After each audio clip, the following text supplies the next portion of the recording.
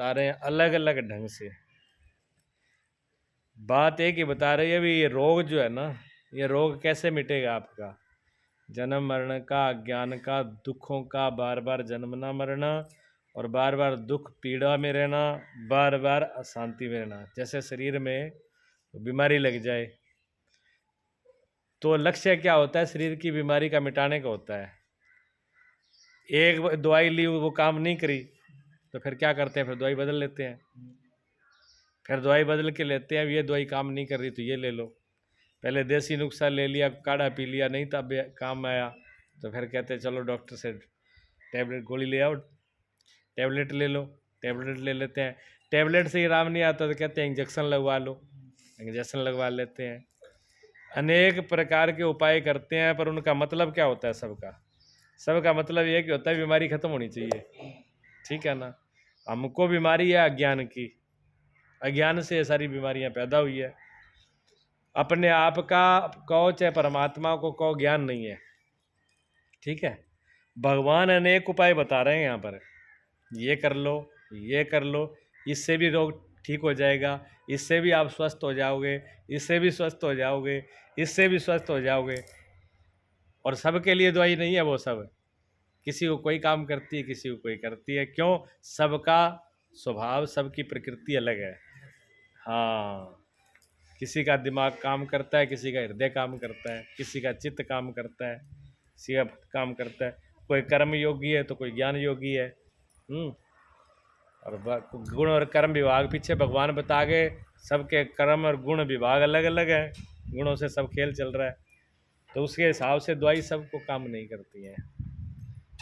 आगे भगवान बताते हैं ये मंत्र जितने संत लोग हैं, सन्यासी लोग हैं, जब भोजन करते हैं तो भोग में इस मंत्र को बोलते हैं, इसी मंत्र को बोल करके भोग लगाते हैं, ठीक है? संत लोग, सन्यासी लोग ज़्यादातर क्या, ब्रह्म अर्पणम ब्रह्म हवि ब्रह्म अग्नो ब्रह्मणाहुतम ब्रह्म एव तेन गंतव्यम ब्रह्म कर्म समाधिना। भगवान कहते हैं जिस यज्ञ में अर्पण हुआ शुरुआत आदि भी ब्रह्म है और हवन किए जाने योग्य द्रव्य भी ब्रह्म है, तथा ब्रह्म रूप कर्ता के द्वारा ब्रह्म रूप अग्नि में आहुति देना रूप क्रिया भी ब्रह्म है। उन ब्रह्म कर्म में स्थित रहने वाले योगी द्वारा प्राप्त किए गए जाने वाले फल भी ब्रह्म ही है। इसका इतना अर्थ है, क्या समझ में आई कुछ? ब्रह्म किसको कहते हैं ये तो बात समझ रहे हो ना? ब्रह्म का क्या मतलब होता है? इतनी बात तो समझ ही गए।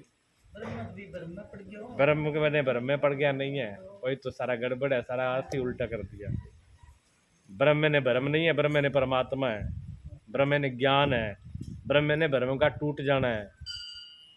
हाँ, अगर आप इन चीज़ों को याद नहीं रखोगे तो सुना ना सुना एक बराबर हो जाएगा, फिर तो कहा कुछ जाएगा, भगवान कहते कुछ है, सुनोगे कुछ, यही तो समस्या है। हाँ जी, ब्रह्म का मतलब है सब प्रकार से छूट जाना, ब्रह्म का मतलब है परमात्मा। और जब परमात्मा का ज्ञान नहीं रहता तो सारा ब्रह्म फिर ब्रह्म नहीं, फिर भ्रम ही है। ब्रह्म है तो फिर आप हो ही, भ्रम को तो तोड़ना है, भ्रम को मिटाना है, और जब तक भ्रम मिटेगा नहीं तब तक बात बनेगी नहीं। भ्रम को मिटाने के लिए ज़रूरी है सब कुछ करना। कहते हैं ऐसे मुक्त पुरुष का समर्पण ब्रह्म है। जो मुक्त हो गया पुरुष, ज्ञानी पुरुष है, वो जो समर्पण करता है वो ही। यज्ञ के अंदर क्या डाला? यज्ञ करने वाला, यज्ञ में जो सामग्री डाल रहे हैं, यज्ञ में जो खीर डाली जा रही है, यज्ञ में जो अग्नि है, यज्ञ का जो फल है और यज्ञ का जो रूप है, वो सब कुछ ब्रह्म ही है, ब्रह्म के अलावा और कुछ नहीं है। तो खीर, अभी कहते हैं खीर को, खीर भी ब्रह्म है, अग्नि भी ब्रह्म है, और ब्रह्म रूप अग्नि में ब्रह्म रूपी कर्ता जो उसमें डाल रहा है वो भी ब्रह्म है, हवन भी ब्रह्म है। और कहते हैं ब्रह्म कर्म समाधिना, जिसके कर्म ब्रह्म का संस्पर्श करके समाधिस्थ हो चुके हैं, उसमें विलय हो चुके हैं, ऐसे महापुरुष के लिए प्राप्त होने योग्य कुछ जो भी रहता है वो भी ब्रह्म ही है। समझने की चीज़ें हैं ये। हाँ, ये किस्सा कहानी नहीं है गंधारी और पांडवों का। यहाँ पर ये खुद के किस्से हैं, खुद का ज्ञान करना पड़ता है, यहाँ बुद्धि बंदल जाएगी। ब्रह्म का शब्द में समझ गए ना, ब्रह्म ने क्या? ब्रह्म अगर हम कहें कि परमात्मा ही सब कुछ है, एक ही बात है, परमात्मा ही सब कुछ है, परमात्मा के अलावा और कुछ भी नहीं है, ऐसा मंत्र है।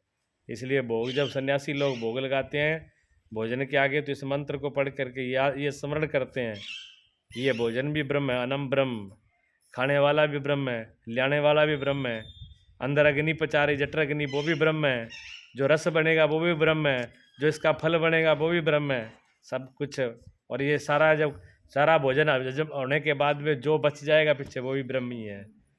समाधि तो जो आदमी कर रहा है यज्ञ, जो व्यक्ति यज्ञ कर रहा है, यज्ञ मैंने अपने जीवन के अंदर जिसने सब कुछ परमात्मा को समर्पण कर दिया, कहते उसके सारे कर्म समाधिस्थ हो जाते हैं, उसका कोई कर्म का फल फिर खड़ा नहीं होता। समाधि का मतलब होता है फिर उसके कर्म जागृत नहीं होते कि तुम फिर भोगोगे, भोगने नहीं पड़ते उनको, वो सब कुछ परमात्मा के रूप हो जाते हैं और उसका फल भी परमात्मा ही है।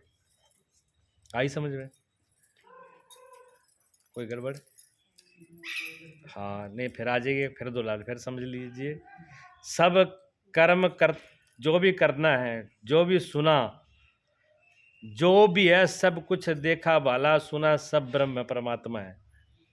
ऐसा ये वो जैसे वो तो ये उस यज्ञ का तो उदाहरण दे रहे हैं, जो यज्ञ आप देख रहे हो ना बाहर, वो तो एक प्रतीक है, उसको तो एक उदाहरण के रूप में लिया समझ लो आप।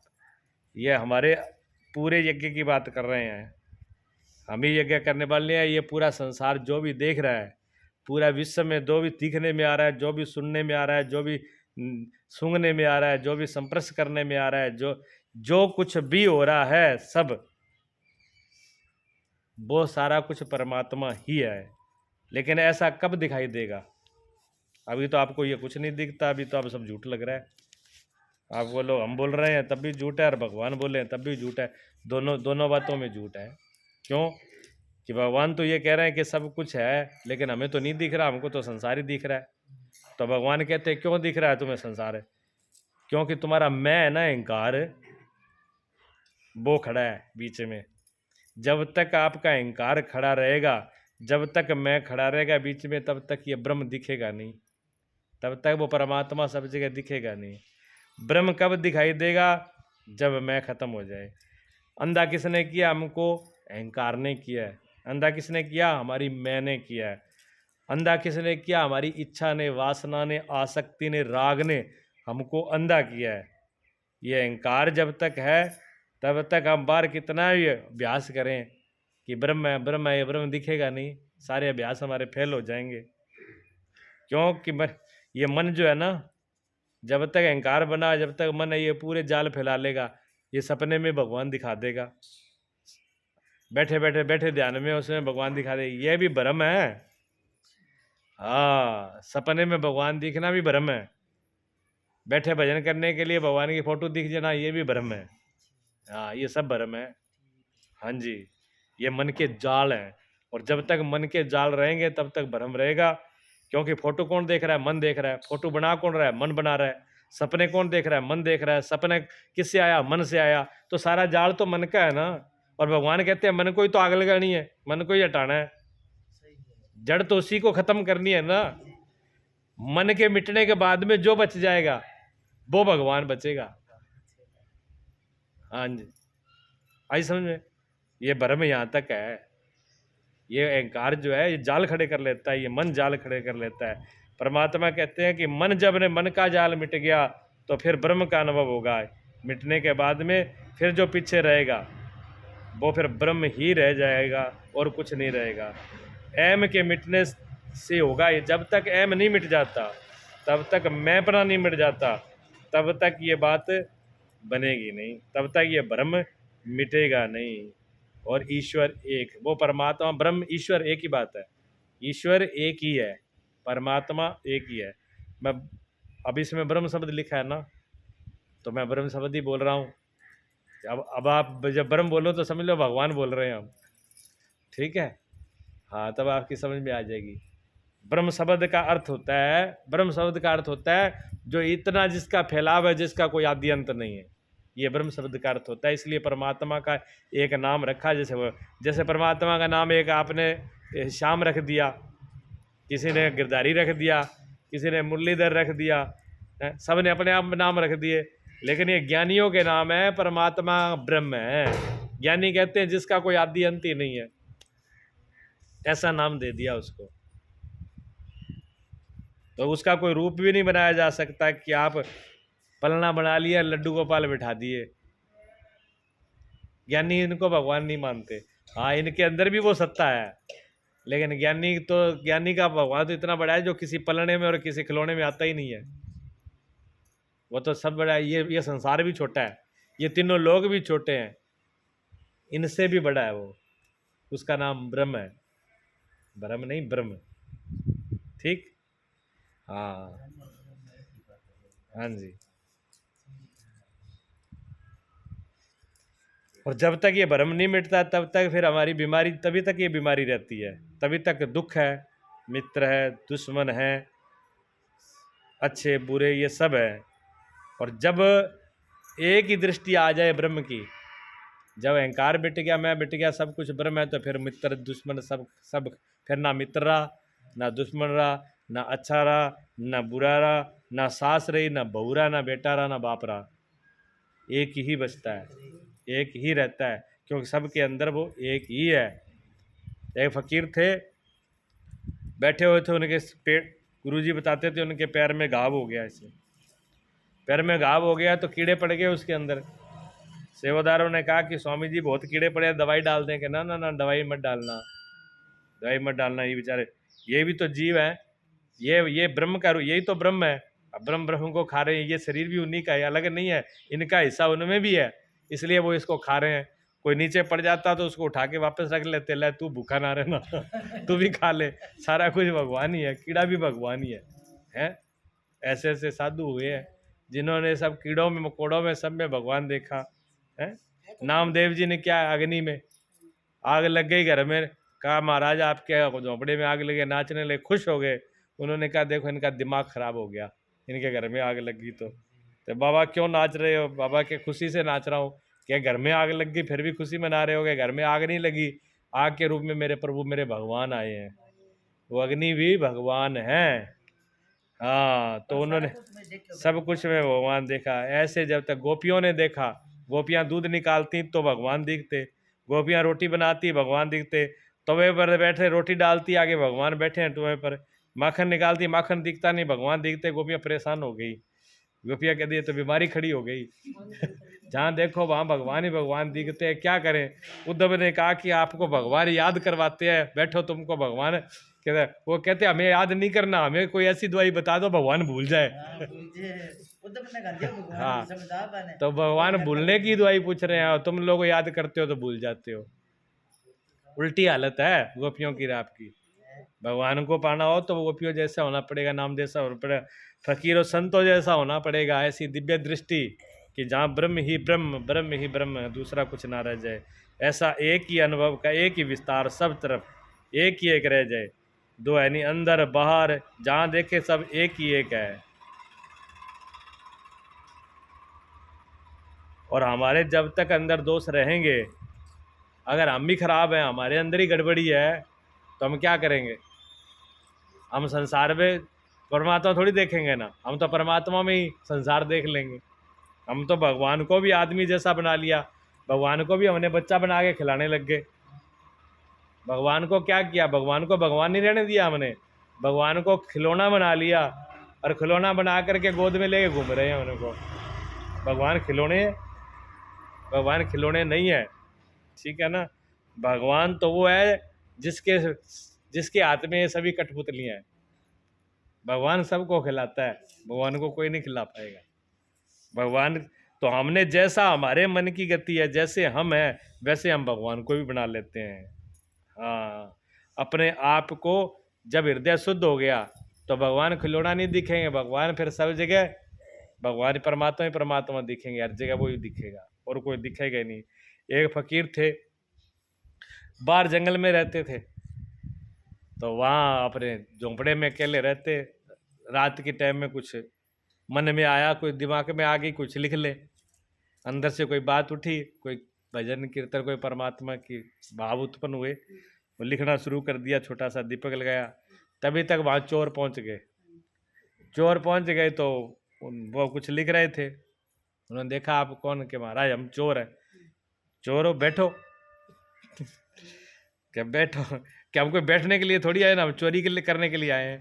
तो उन्होंने कहा कोई बात नहीं, चोरी करने के लिए आए, ये तो मेरा सौभाग्य है। मैंने तो आज तक ये समझा था कि मैं तो फकीर हूँ, मेरे पास कुछ भी नहीं है, लेकिन आज कम से कम मुझे ये तो मालूम पड़ा कि मेरे घर में भी चोरी हो सकती है, तो मैं तो बहुत बड़ा धनी आदमी हूँ। क्योंकि चोरी तो धनी आदमी के घर पे होती है। कम से कम आपने आके इतनी दूर जंगल में इतनी कृपा करी कि मुझे ये तो एहसास करा दिया कि मैं गरीब नहीं हूँ, मैं अमीर हूँ, मैं धनी आदमी हूँ। आप चोरी कर रहे हो तब, क्योंकि चोर वहीं जाएगा जहाँ किसी के पास होगा, अमीर के पास ही तो करेगा, गरीब पे क्या चोरी करेगा। तो उन्होंने कहा कि आपकी बड़ी कृपा है जो आप आए और मेरे को आपने धनी किया, तुम्हारे बिठा लिया। उन्होंने कहा वो क्या बैठेंगे नहीं, हमको तो कुछ देखना है। तो उन्होंने कहा ऐसे है दीपक, थोड़ी सी लो बढ़ा देता हूँ, इस झोंपड़े में रहते हो मुझे बहुत टाइम हो गया, अभी तक मुझे तो कुछ मिला नहीं, शायद आपको कुछ मिल जाए। आपको मिल जाए तो हाँ, उसमें आपका ही भला हो जाएगा, शायद मेरा ही भला हो जाएगा, तो मैं भी सहयोग करा देता हूँ। अब वो देखा झोपड़ी में कुछ था ही नहीं, झोपड़ी में कुछ नहीं था। झोपड़ी बाबा के पास एक कम्बल था, वही पहन लेते, वही ओढ़ लेते, वही बिछा लेते, और कुछ था ही नहीं, एक ही कपड़ा था बस, कम्बल रात को उसी को लेके बैठे थे। वो कम्बल उन्होंने ओढ़ रखा था। कोई एक आधा कोई सिक्का, 1-2 रुपए सिक्का किसी ने रख दिया था, वो वहीं पड़ा था उनके नीचे ही। अब उन्होंने वहाँ तो देखा चारों तरफ तो कुछ ही नहीं है। फकीर ने कहा कि ऐसा है, आप इतनी दूर से आए, अगर खाली आप हाथ गए आप तो बड़ा हमारा अपमान होगा, बड़ी बुरी बात है। ये तो कोई आए मेहमान और भूखा प्यासा खाली लौट जाए तो ये तो अशोभा है, शोभनीय नहीं है। तो कुछ न कुछ तो मेहमानी होनी चाहिए। तो उन्होंने कहा ऐसा है कि 1 रुपया है, ये कोई दे गया था, शायद आपका काम चल जाए, 1 रुपया रख लो। उन्होंने कहा बाबा 1 रुपये से क्या होगा, 1 रुपया, हम तो कोई इतनी दूर चल के आए थे, लेकिन हम गलत जगह पर आ गए। उन्होंने कहा गलत जगह पर तो नहीं आए, तो सही जगह पर ही हो, 1 रुपये से कुछ नहीं होगा। तो वो उन्होंने एक कम्बल था, सो कम्बल उतार के पकड़ा दिया, जैसे कम्बल बाबा खड़े नंग धड़ेंगे, क्योंकि और कोई कपड़ा था ही नहीं। अब वो कम्बल उसको दे दिया। अब चोर तो आ गए, ये बाबा कैसा, ये कम्बल है वही दिया, आप नंगे खड़े हैं। उन्होंने कहा महाराज नहीं रखो। अब बाबा के देख, नहीं ये बात थोड़ी है ना, अब आए और हम आपकी सेवा कर रहे हो और सेवा ना लो, आपको इतनी सेवा तो हमारी लेनी पड़ेगी। अब वो चोर क्या करते रहे, कम्बल ले लिया, ले गए और चले गए। फकीर थोड़ी दूर उनको छोड़ने भी गए कि मेहमान को थोड़ा सा गेट तक छोड़ के भी आना चाहिए। पूरी उनकी मेहमानी करी। तो ऐसे वो चोरी करते करते एक दिन पकड़े गए तो मालूम पड़ा कि इन्होंने चोरी किया राजा के यहाँ से। राजा ने मालूम पड़ा कि ये फकीर के, उनसे पूछा भी तुम किसी को जानते हो जो आपकी सफाई दे सके? क्या और तो हम किसी को नहीं जानते, अब हो सकता है हमने इतने अपराध किए हमको फांसी लग जाए, तो हमें किसी से मिलना चाहते हैं। राजा क्या, बोलो किससे मिलना चाहते हो? कि एक फकीर रहते हैं जंगल में, हम उनसे मिलना चाहते हैं। कि वो जब हम चले तो उन्होंने बोला था कि कभी जरूरत पड़े तो मुझे याद कर लेना। तो हमें वैसे तो याद नहीं, पता नहीं ऐसे संत के हम दर्शन कर पाए ना कर पाए, तो उनके हम दर्शन तो कर ही ले। फकीर को बुलाया। अब वो फकीर तो बहुत पहुँचे फकीर थे, वो तो राजा के गुरु थे। जब आए उन्होंने कहा ये तो मेरे गुरु हैं, आप इनको जानते हो क्या? गुरुजी से पूछा आप इन चोरों को जानते? हाँ, ये चोर कहाँ है, ये बहुत भले आदमी है, ये तो मैं जबरदस्ती इनको कम्बल दिया तब भी नहीं ले रहे थे, ये चोरी कैसे कर लेंगे? अब साधु तो साधु है, साधु को चोर दिखता ही नहीं है कोई, उसके लिए तो सारे साधु ही साधु है। तो साधु का भाव साधु था, तो सब साधु दिख रहे थे, चोर ना। जब आए तब भी चोर नहीं दिख रहे थे, अब भी चोर नहीं दिख रहा है। तो गुरु महाराजा ने कहा महाराज आप मेरे गुरु हो के ये बात कह रहे हैं, तो मैं तो इनको लगाता फांसी, लेकिन अब इनको फांसी कैसे लगाऊं? तो कहते फांसी तो मत लगाओ, थोड़ी बहुत अगर इन्होंने कुछ किया लगता है आपको तो थोड़ा बहुत दंड दे दो इनको, लेकिन फांसी मत लगाओ। तो फांसी से उनको बरी कर दिया राजा ने। तो अब वो चोरी करना छोड़ गए, संत की शरण में आकर के, और उन्हीं के चरण पकड़ लिए कि जो आपने हमें सत्य का रास्ता, साधु का रास्ता दिखाया, इसी रास्ते पर आप हमको ले चलो। तो जो जिनका हृदय खाली है, जिनका मैं खाली है, जिसका मन मर गया, जिसका अहंकार मर गया, उसको तो फिर सब जगह परमात्मा ही परमात्मा दिखता है। और जब तक मन और अहंकार है तब तक भगवान ब्रह्म नहीं दिखेगा, तब तक ब्रह्म ही ब्रह्म है। मन है तो ब्रह्म है, मन गया तो ब्रह्म है, परमात्मा है। ये हमारे अंदर की बात है। चोर भी अंदर है, साधुता भी अंदर है। अंदर अगर चोरपना नहीं है तो कहीं चोरी नहीं है। अंदर अगर खुद के यहाँ पीड़ा है तो बाहर पीड़ा है, अंदर दुख है तो बाहर भी दुख है, अंदर असंतोष है तो सब जगह असंतोष है। अगर अंदर से संतोष नहीं है तो बाहर सारी जगह असंतोष संतोष देखेगा, आइतोबा करते ही रहोगे, द्वंद्व रहेगा। अंदर अगर दो दिख रहे हैं तो बाहर दो है, जब अंदर से एक हो गए तो बाहर से एक हो जाएगा। इस कुंड में डालने के बाद भगवान कहते हैं ब्रह्म अग्नो ब्रह्मोत्तम ब्रह्मेव तेन गंतव्यम। इस यज्ञ में अर्पण किया हुआ सब कुछ ब्रह्म ही है। इसमें यज्ञ करना है ब्रह्म में, परमात्मा में। जो सब कुछ परमात्मा को अर्पण कर देता है वो भी क्या हो जाता है, परमात्मा का रूप ही हो जाता है।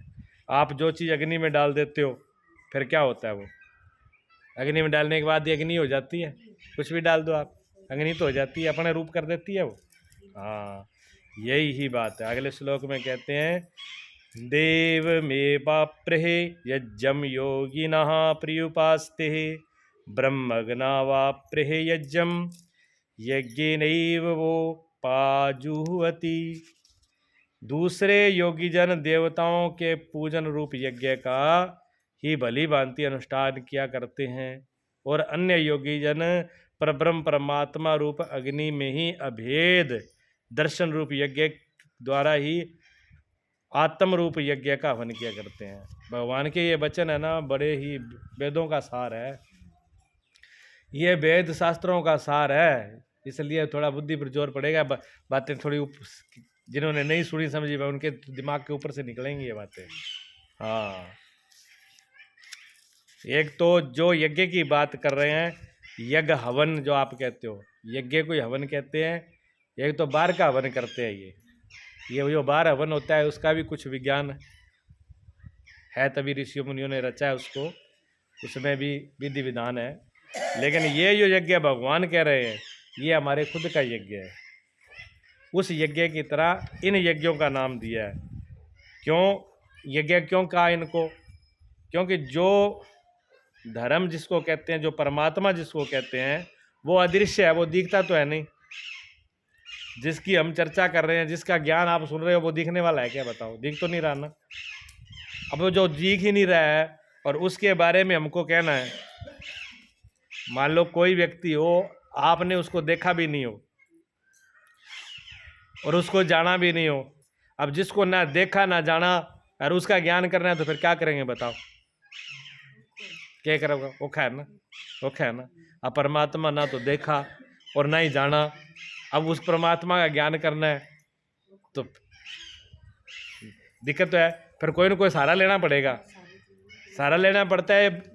उसी जैसी कोई दूसरी चीज़ का सहारा लेना पड़ता है संकेत करने के लिए। जैसे आप चंद्रमा हो दूर, आकाश में चंद्रमा होता है, दूसरी का जो आप कहते हो चंद्रमा है, दूसरी का दर्शन कर लो। अब आपने देख लिया और एक को नहीं दिखा, एक को नहीं दिखा तो फिर आप कहते देख मेरी आंगली की सीध में देख। अब आपने ये कहा कि मेरी उंगली की सीध में देख, और वो आदमी थारी आंगली ने देखने लग जाए, वो कहे देखो आंगली तो दिख रही है मेरे को। क्या आपका कहने का मतलब ये था कि मेरी उंगली देखो? ये तो नहीं था ना। आपने कहा मेरी उंगली के सीध में देख, उंगली भी मत देख, उंगली देखेगा तो भी वो नहीं दिखेगा। कहते उंगली के सीध में इस दरख्त के ऊपर से देख। अब उसने उंगली छोड़ दी, अब दरख्त देखने लग गया, फिर चांद नहीं आएगा। फिर क्या नहीं बादल देख, अब वो बादलों को देखने लगा, फिर भी नहीं देखा उसने, झंझट खड़ी हुई ना। बस ऐसे ही ये ज्ञान भगवान बार बार उदाहरण देते समझाते हैं, प्रतीक संकेत रूपात्मक रूप से बताते हैं ये यज्ञ। उनका तो नाम लेकर के इशारा कहीं और हो रहा है। इशारा कैसे हो रहा है? जैसे तीर देखा आपने, तीर का निशान लगा होता है, रोड के ऊपर बोर्ड लगा होता है, एक बोर्ड लगा होता है, बोर्ड पे लिखा होता है डब वाली यहाँ से 25 किलोमीटर।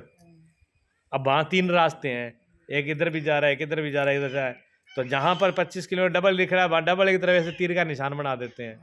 अब जिसको ये ज्ञान है वो तो उसको देखते क्या उधर मुड़ जाता है, और जिसको ज्ञान नहीं है वो खड़ा रहेगा। जहाँ उल्टा के जहाँ ये जाओ उस बोर्ड को ही समझ ले कि डबल ही तो आ गई, ये लिखा पड़ा है यहाँ पर, फिर उसकी हालत क्या होगी, बुरे की बुरी। बस यही बुरी हालत हो रही है। जो भगवान देखे गीता भी पढ़ लेते हैं, ज्ञान भी कर लेते हैं, लेकिन भगवान जो इशारा करते हैं वो नहीं पकड़ पाते। इस बात को ध्यान में रखना कि भगवान ये सब बात के लिए इशारा कर रहे हैं, ये इशारा कर रहे हैं, उदाहरण बार के हैं, लेकिन इशारा हमारी तरफ ही है, ये किसी दूसरे की तरफ नहीं है। क्योंकि ये अनुभव शिखर के बहुत ऊंचे अनुभव हैं। वहाँ जहाँ तक आंखें नहीं पहुँचती, जहाँ तक दृष्टि पहुँचने में दिक्कत हो रही है, सिर्फ ऐसे उंगलियाँ की जा रही है, वो देख लो, वो देख लो, वो देख लो वो दिखाई नहीं पड़ रहा, उंगलियाँ ऊपर हो रही हैं। लेकिन उन उंगलियों के से कुछ सीखना है, वो संकेत है, वो रूपक है। इसी प्रकार ये सब है। परमात्मा बहुत बड़ा है, उसको शब्दों में नहीं कहा जा सकता। मैं शब्द कितना ही बोलूं, भगवान कितने ही शब्द बोलें, आप कितना ही बोलो, भगवान की बात तो छोड़ो। आपके पेट में दर्द हो रहा है, आप दूसरों को कितना ही कहो मेरे दर्द हो रहा है, मेरे दर्द और जिसके दर्द कभी हुआ ही ना हो, उसको क्या पता दर्द क्या होता है? हम तो दूसरे का दर्द पता है क्यों समझ लेते हैं, क्यों अपने खुद का हुआ होता है। अब दूसरे के दर्द, पेट में दर्द कैसे हो रहा है, वो दर्द हमें अपने पेट में दर्द हुआ था उसको याद करके ही समझते हैं भी मेरे ऐसा हुआ था, ऐसे ही हो रहा होगा। लेकिन उसके दर्द में और आपके दर्द में फर्क है। और जिसको कभी हुआ ही नहीं वो कहेगा पेट की कोई दर्द होता है। हाँ, पथरी, जब तक पथरी का दर्द पता ही नहीं होता। ऐसे मेरे साथ भी हुआ था, मुझे पहले पता नहीं होता पथरी का क्या दर्द होता है क्या नहीं होता। मेरे पथरी का दर्द हो गया, अब वो आगे भी दुख, आगे पेट में भी दर्द हो और पीठ में भी दर्द हो, दोनों तरफ दर्द हो। हाथ एक हाथ पीछे से लगाया, एक आगे से ऐसे पकड़ के बैठे, अब तो आराम मिल जाए। फिर हमने दवाई ले ली, चूर्ण ले लिया, इंजेक्शन लगा लिया, दर्द बंद ही नहीं हुआ। फिर एक वैद्य आया, उसने कहा कि ये आपका दर्द ऐसे नहीं है, ये पत्थर दर्द, आप अल्ट्रासाउंड कराओ, ये दर्द आपका पथरी का है। अल्ट्रासाउंड कराया तो पथरी का दर्द मालूम पड़ा। तभी हमें मालूम पड़ा कि पथरी का दर्द ऐसा होता है, और भी दवाई से भी रुकता नहीं, और नहीं हुआ होता तो कैसे पता होता। कहते रहो, हम ये सोच लेते जैसे थोड़ा बहुत खाने पीने से हो जाता है ऐसे दर्द, लेकिन उस दर्द में बहुत फर्क है। खाने पीने वाले में और पथरी वाले में रात दिन का अंतर है। हाँ, आदमी को क्या पता माँ बच्चा जन्मती है तो दर्द क्या होता है, आदमी को पता है? आदमी कभी नहीं जान सकता इस बात को। हाँ, भी जन्म कैसे होता है, जन्म की पीड़ा सिर्फ माँ ही जानती है। तो जो ये बातें शब्दों में नहीं आती हैं, भगवान को शब्दों से कितना ही समझाएं तभी भगवान पीछे छूट जाता है। लेकिन ये संकेत है, इशारे हैं। जो गुरुजी कहते हैं जो समझे सैन में तासो कहिए बैन, बैन कहते हैं शब्दों को, और सैन बैन समझे नहीं तासो रही है मौन, चुप रहो। हाँ, नहीं तो भाई वही गुंगाली मालित्रिया वो इशारा करा जाए। कहते क्या रोटी साबू खाई जो भाई इतने थोड़े क्या की तो ले जाए भाई पूरी लेके खा, पूरी एक रोटियाँ ले खा रहा है जो तो बड़े बड़े माथा हाथ लगाए हो क्या बेशरम है, यहाँ थोड़ी खानी है। अब इशारों में समझावा कि बेशरम ऐसे ही थोड़ी खानी है। जब वो क्या करे ऊपर सब्जी में रोटी रख गया वो सिर माथा के लगाए खावा पर जब ही सार दियो, जब की तो कर ले बात दी तो कर ले, यहाँ तो कर ले भाई हाथ यहाँ करो, जब मैंने सोचो पूरी यहाँ मसल के खानी है। तो गूंगे को समझाना ही बड़ा मुश्किल पड़ जाता है। हाँ, ये सारी गड़बड़ हो जाती है भाई, क्या करें। इसलिए बड़ा सोच समझ के, ज्ञानियों को भी बड़ा सोच समझ के बोलना पड़ता है। हाँ, क्योंकि ये प्रतीक है ना, ये सारे गूंगे हैं, ये सारे भी गूंगे, समझने वाले भी गूंगे। तो गूंगा बने चलिए, यज्ञ प्रतीक है। अभी जो यज्ञ जो हवन की बात कर रहे हैं वो भी एक इशारे की बात कर रहे हैं, प्रतीक की, एक संकेत की बात कर रहे हैं। हाँ, संकेत को पकड़ करके नहीं बैठना, गहरे अर्थ है और उसको गहरे में उतरेंगे तो ये समझ में आएगा। तो यज्ञ में क्या होती है, आग। जैसे जैसे अंदर हम बढ़ेंगे, गहरे जाएंगे, उतरेंगे, उतना ही आगे बढ़ते जाएंगे। तो अग्नि, यज्ञ में क्या होती है, अग्नि होती है। अच्छा, अग्नि में सबसे पहला गुण क्या है, यज्ञ का नाम लिया या तो यज्ञ में अग्नि है। और अग्नि का सबसे पहला गुण क्या है बताइए? अग्नि में भी तो गुण है। हाँ जी, आग के अंदर गुण है कि कैसी भी चीज डाल दो, शुद्ध अशुद्ध। अग्नि जो है अशुद्ध से अशुद्ध चीज को भी जला करके भस्म कर देती है। हाँ जी, तो ये अग्नि का गुण है कि नहीं है? और क्या करती है अग्नि? हमेशा ऊपर की तरफ, अग्नि की लो हमेशा ऊपर उठती है। हाँ, तो एक तो अग्नि में जो डालोगे वो शुद्ध हो जाएगा। एक अग्नि का स्वभाव है ऊपर जाने का, ऊपर ऊपर ऊपर, आगे आगे आगे, ऊंचे से ऊंचा उठाना है। हाँ, ये जीवन भी शुद्ध करना है, इस जीवन को शुद्ध करना है और इस जीवन को आगे बढ़ाना है, ऊपर की तरफ लेके जाना है। दो बात दिखाई दी, ठीक है। और अग्नि प्रकट होती है, प्रकट होने के बाद तो दिखती है, लेकिन जब प्रकट कहाँ से होती है ये नहीं दिखती, नहीं दिखती ना। हाँ, तो परम जीवन परमात्मा जो है वो प्रकट होने बाद में तो दिख जाएगा, लेकिन कहाँ से आया प्रकट ये नहीं दिखेगा। और एक और बात है, थोड़ी दूर ही दिखती है, थोड़ी दूर तक तो दिखती है और उसके बाद नहीं दिखती। आगे थोड़ी दूर जाओ तो दिखाई देगी और उसके बाद चले थोड़े दूर हो गए तो फिर दिखाई नहीं देगी। तो अग्नि में ऐसे ही परमात्मा, जब कोई साधक चलता है परमात्मा की तरफ तो कुछ पहले पहले तो झलकें आती हैं, लेकिन जब उसमें पूरे खो जाएंगे, ये बड़ी समस्या रहती है साधकों की। कहते हैं जी पहला तो भजन करते थे, बैठते थे, ये दिखता था वो दिखता था, नंद आती थी, ज्योति दिखती थी, अब तो कुछ नहीं दिखता, अब तो सारा शून्य जैसा ही हो गया। तो आगे जा करके तो सब मिलेगा ही, शून्य में ही जाओगे, जैसे जैसे आगे बढ़ोगे सब खो जाएगा। हाँ, ये प्रतीक है। ऐसे ही ब्रह्म में, परमात्मा में खो गया फिर कोई भी लपट ऊपर नहीं उठती है। अग्नि में मैं को डालना है, किसको डालना है? बाहर यज्ञ में तो सामग्री डालते हो, सरवा डालते हो, लेकिन इस अग्नि में क्या डालना है? मैं को। ये सामग्री क्या है? अपने अहंकार की, अपने मन की सामग्री है। इसमें सामग्री एक ही है सबसे बड़ी, वो है अपने आप की। मैं को आहुति देनी है। आहुति किसकी देनी है? मैं की देनी है। ये सारी बातें अग्नि का रूप जो दिया गया है, फिर यज्ञ में गेहूँ डाले जाते हैं, ये सारे समझाने के तरीके हैं, भगवान समझा रहे हैं। जैसे आज के ज़माने में तो लोग पढ़े लिखे हो गए, ये मोबाइल आ गया तो मोबाइल में भूल जाते हैं तो मोबाइल में फीड करके ले जाते हैं, जहाँ पर्ची लिख करके ले जाते हैं, पर्ची ना लिखो तो सामान आता ही नहीं है। अच्छा, पहले के ज़माने में जब जाते थे बाज़ार में बुजुर्ग लोग तो कई सामान हो जाते तो वो भूल नहीं जाते थे, क्या करते? अपना साफा लिया और उसमें गांठ लगा लेते थे। कितना दो तीन सामान ले तो 3 गांठ लगा लेते थे। अब गांठ से क्या मतलब है सामान का? मंगाया सामान और गांठ लगा ली, साफा नहीं है तो कुर्ते में गांठ लगा ली है। वो गांठ लगा के चले जाते, वो गांठ जा करके बाजार में देखते, फिर गांठ को देख के याद आती है उनको, हाँ अब ये गांठ ये लगाई थी कि हमको ये सामान लेके जाना है, ये बोला था। उस गांठ को देख करके सामान ले आते थे कि नहीं? बताओ, जाते थे ना? हाँ, जुत्ती मिण के लिए आता, जुत्ती लेके आते थे, उंगल से मिण के ले जाते, कितना अंगल की लेके आनी है, उंगल से मिण के ले आते थे। अब बताओ उंगल से क्या लेना देना? और चलो उंगल तो फिर भी नाप है, भी जुत्ती का तो फिर भी नाप तो है भी, इतना अंगल की है, लेकिन उसका गांठ का सामान का क्या मतलब है? लेकिन वो गांठ याद दिला देती थी ना। हाँ, इसी प्रकार ये जो यज्ञ बताए जा रहे हैं ये गांठ की तरह समझ लो, इनको याद रखना है। यज्ञ में चढ़ाना क्या है? मैं को चढ़ाना है, गांठे पूजनी नहीं है, गांठ खोल देनी है, सामान ले आना है। गांठ अब जाके बैठ गया बैठा बाजार में और गांठ पकड़ के और बैठ के धूप अगरबत्ती ले गए, गांठ ही उतार लो, आरती क्या घर का गांठ लगा के दी, घर वालों ने गांठ लगाई, इसकी आरती उतार के घर ले आओ तो घर वाले कहेंगे फोड़ दो इसको सिर से मार के।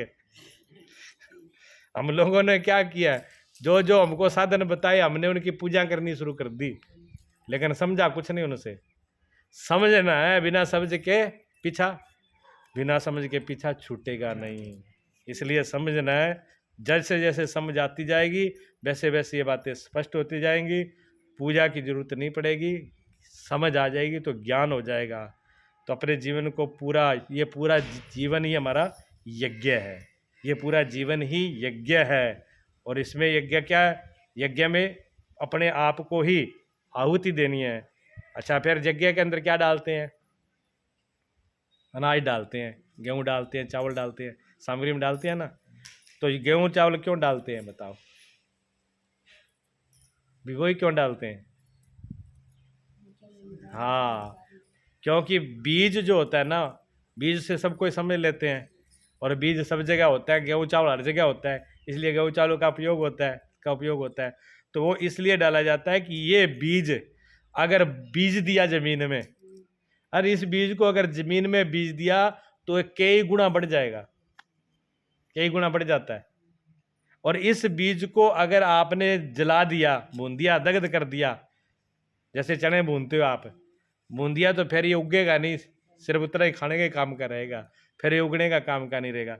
इसी प्रकार ये जो स्वयं खुद के कुंड को, खुद को, अहंकार को खुद के कुंड में डालना है, परमात्मा रूपी यज्ञ के कुंड में इसी मैं को डाल देना है। अगर ये अहंकार बीज की तरह है, अगर ये बीज की तरह अहंकार बना रहा तो ये फिर बहुत फैलता है, ये बीज की तरह बहुत फैलता है, फिर इसकी कोई सीमा नहीं है। ये भी मेरा, ये भी मेरा, ये भी मेरा, मैं ये कर दूंगा, मैं ये कर दूंगा, ये सब लोग एक चींटी से लेकर के ब्रह्मा तक फैलाव है। रावण का कितना बड़ा था, तो रावण से हमारा अहंकार क्या कम थोड़ी है? कम नहीं है। रावण जितनी ताकत अपने पास आ जाए तो रावण से 2 कदम आगे करके दिखाएंगे, कम नहीं पड़ेंगे। वो तो हमारे पास ताकत नहीं है, इसलिए बातें कर रहे हैं कि रावण का अहंकार था, रावण का अहंकार था। कि अमीर आदमी ने देख के कहते हैं बड़ो आदमी भी ना बड़ी आकड़ है? लेकिन अगर खुद का ना आ जाए जद खुद, हाँ, फिर उसकी वही हालत होगी। स्वयं को कुंड में डालना है, तभी जैसे बीज को डाल दिया, दग्ध कर दिया, अहंकार को दग्ध कर देना है, और नहीं तो फिर वो, हाँ, बूंदा गया तो नष्ट हो जाएगा। इसलिए जब थोड़ा सा अहंकार पैदा हो, थोड़ी सी भी मैं पैदा हो, तभी उसकी आग लगा दो। बीज को ही डाला जाता है, अरे बीज दिया और पेड़ बन गया, फिर काबू नहीं आएगा।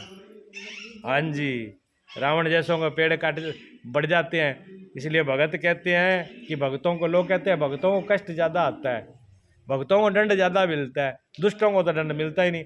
अच्छा, दुष्ट को भगवान दंड क्यों देंगे भाई? दुष्ट तो मरो खप्पो कुछ भी करो, वो तो भगवान की शरण में नहीं है।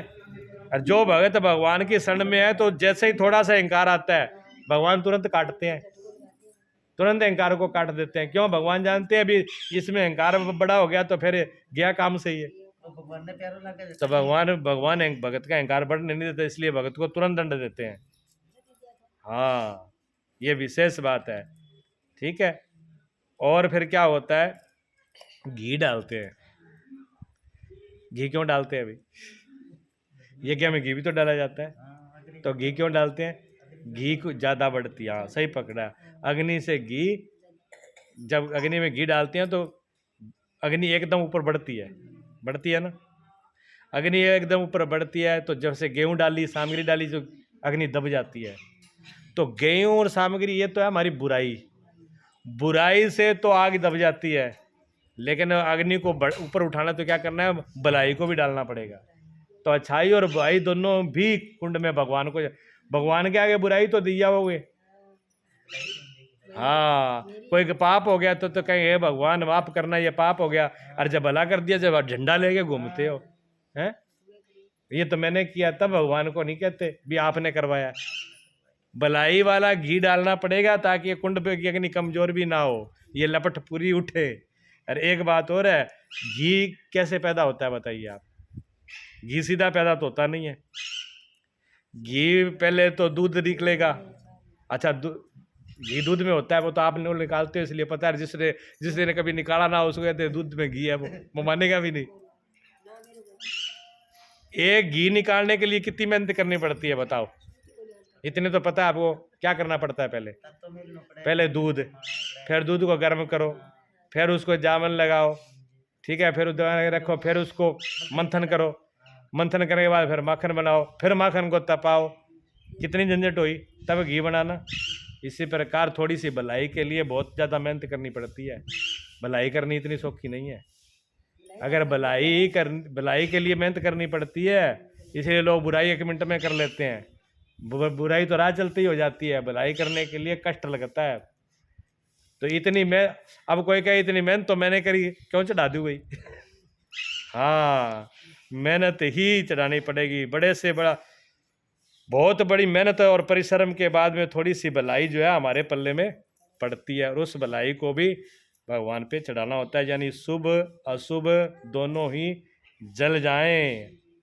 जब शुभ और अशुभ दोनों जल जाते हैं तो फिर यज्ञ के पास में क्या उठती है? सुगंध। यज्ञ में सुगंध उठती है। तो जिस व्यक्ति के, आपने देखा होगा संत महात्माओं के पास बैठने से क्या आती है? शांति आनंद की खुशबू आती है। वो खुशबू ऐसे थोड़ी आती है। हाँ, बहुत बार हम समाधि बैठते हैं, समाधि में खुशबू आती है। क्यों आती है संतों के पास खुशबू? खुशबू ऐसे इसलिए आती है कि बुराई और भलाई दोनों को स्वाहा कर दिया। स्वाहा के बाद में जो बचा यज्ञ का जो शुद्ध धुआं, वो खुशबू है। खुशबू ही रहेगी। ना शुभ बचा, ना शुभ बचा, ना गेहूं रहे, ना घी रहे, लेकिन उसका जो सुगंध थी वो बच गई। तो भले जो ऐसे पुरुष हैं, महान पुरुष, जो सज्जन पुरुष हैं, वो जिनके परमात्मा के कुंड में भलाई बुराई, अच्छा बुरा, शुभ अशुभ, अपने मैं को जिन्होंने स्वाहा कर दिया, जब पूरा स्वाहा हो गया तो फिर क्या हुआ? फिर सुगंध ही सुगंध है। यानी जीवन में फिर आनंद ही आनंद है, मस्ती मस्ती है। ये यज्ञ ऐसा है। अब तो आ गई होगी समझ में, बात समझ में आई? कोई दिक्कत है बताइए अभी है? हाँ, कुदरती अगर नहीं आए तो कोई बात नहीं, फिर उसको बता दिया जाएगा।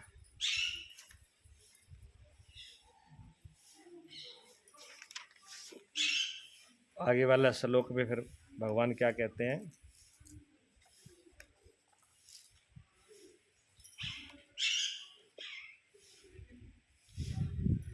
श्रोतादीनिन्द्रियाण्य संयम अग्निषु जुह्वति शब्दादीनि विषयान्य इंद्रिया अग्निषु जुह्वति। अन्य योगी जन श्रोत्र और आदि समस्त इंद्रियों को संयम रूप अग्नि में हवन किया करते हैं, और दूसरे योगी लोग शब्द आदि समस्त इंद्रियों को विषय रूप अग्नि में हवन किया करते हैं। अब आप कहोगे कोई बात पल्ले पड़ी नहीं, अच्छे खासे समझदारों के पल्ले नहीं पड़ती, आपका तो कोई दोष ही नहीं है इसमें। ये ऐसी भगवान के शब्द और विधियां हैं जिनका अच्छे खासों को ही समझ में नहीं आता। तो हम जैसे पहले भगवान ने बताया कि 2 मार्ग है, भगवान 2 मार्गों को एक साथ लेके चल रहे हैं। देखो भगवान की कितनी बड़ी कृपा है, परमात्मा की इतनी कृपा है कि ये गीता देखो, और जितने भी शास्त्र हैं, चाहे कोई बाइबल हो, चाहे कोई कुरान हो, चाहे और दूसरे शास्त्र हो, वो सारे एक एक मार्ग की बात करते हैं। लेकिन ये गीता एक ऐसी है जिसमें कोई भी मार्ग से चले, भगवान सब मार्ग का रास्ता बताते हैं, सभी को बताते हैं। कैसा भी हो, कैसा भी व्यक्ति क्यों ना हो, सबके लिए इसमें भगवान समाधान देते हैं। और भगवान दोनों को एक साथ लेके चलते हैं, सांख्य योग और कर्म योग। हाँ, दोनों को एक साथ तो दोनों का रास्ता बताते हैं। तो इसमें जो पहले वाला साधन बताया है, अन्य योगी जन श्रोत्र, श्रोत्र कहते हैं कान को, श्रोत्र आदि मैंने कान, आंख, नाक, जिह्वा, पांचों इंद्रियां, पांचों इंद्रियां, समस्त इंद्रियों को, इन पांचों इंद्रियों को संयम रूपी अग्नि में हवन करते हैं। संयम मैंने हाँ रोक लेना, संयम कर लेना। ये अग्नि, संयम की अग्नि में इन इंद्रियों को रोक देते हैं। मतलब इंद्रियों को रोक जाने ही नहीं देना, बाहर रोक ही लेना है। इंद्रियों को विषय तक जाए। इंद्रिया कहाँ जाती है? विषय तक। विषय क्या है? 5 विषय हैं, 5 इंद्रियों के 5 ही विषय हैं। आँख का विषय क्या है? देखना रूप। कान का विषय क्या है? शब्द को सुनना। तो भगवान कहते हैं कुछ तो योगी लोग ऐसे हैं जो अपनी इंद्रियों का रास्ता ही बंद कर देते हैं कि तुम वहां तक जाओगे नहीं, रूप तक, और वहां तक जाओगे नहीं, उसको ही कंट्रोल करते हैं। इस यज्ञ में आप स्वाहा कर देते हैं इंद्रियों को। हाँ जी, संयम रूप यज्ञ में स्वाह कर देते हैं। ये संयम ये यज्ञ है, इसके अंदर ही स्वाह कर देते हैं। और दूसरे कहते हैं, ये देखो दूसरा ज्ञान का मार्ग है सांख्य का, वो कहते हैं दूसरे योगी जन शब्द आदि समस्त विषयों को इंद्रिय रूप अग्नि में हवन करते हैं। और दूसरे लोग इंद्रियों को नहीं रोकते, वो तो भोगते इंद्रियों को भोगों तक जाने देते हैं, लेकिन भोगते भी नहीं भोगते, भोग करके भी वो नहीं भोगते हैं। इंद्रियां ऐसे लगेगा बाहर से देखने में कि ये कैसे साधु है, ये तो सब कुछ खा पी ले, बड़ी मौज मस्ती में रहते हैं, किसी चीज़ का परहेज भी नहीं करते। लेकिन उनका परहेज आप क्या जानो कि उन्होंने भी इंद्रियों को विषयों, हाँ, उन्होंने समस्त विषयों को, समस्त भोगों को अग्निकुंड में स्वाह कर रखा है। हाँ जी, हाँ, थोड़ा सा इसको और विस्तार से करेंगे ना समझ में आ जाएगी। इतनी बात तो समझ में आ गई ना, ये दो रास्तों से अग्निकुंड क्या है, संयम है, संयम रूपी हवन है। और विषयों को भोगों से रहते, विषयों को भोगने रहते भी लिप्त नहीं होते, विषयों को भोग तो रहे हैं फिर भी लिप्त नहीं होते। एक विषयों को इंद्रियों तक जाने ही नहीं देते। एक तो ऐसा रास्ता है, हाँ, कि भोगते तो हैं लेकिन लिप्त नहीं होते, और एक इंद्रियों को भोगों तक जाने नहीं देते। ये दो रास्ते हैं। आप कैसे समझोगे? ये बात तो समझ में आ गई भी इंद्रियों को भोगों तक जाने नहीं देना, लेकिन भोगते हुए भी लिप्त नहीं होना। हाँ, थोड़े थोड़े तो पहुंच गई थोड़े थोड़े तो समझ में आने लगा है। हाँ जी, ये इतनी बात कही कि जिसमें मन नहीं हो तो फिर वो भोगा नहीं जाता। देखो, इंद्रियों का काम है देखना। अब किसी चीज़ को हमने देखा और देख करके चले गए तो भोग तो नहीं हुआ। और एक देखा और मन को भागे, अब मन में जो भाया, मन में जो अच्छा लगा, मंदिर में जो सुंदर आया, अब हम उस रूप का भोग रस लेने लग गए। वो जो रस होता है, जो रस हम ले रहे हैं, एक में तो इंद्रियों तक जाना ही नहीं भोगों में। एक साधन तो वो ही है भी सेब खाना ही नहीं है, सेब को अलग हटा दिया।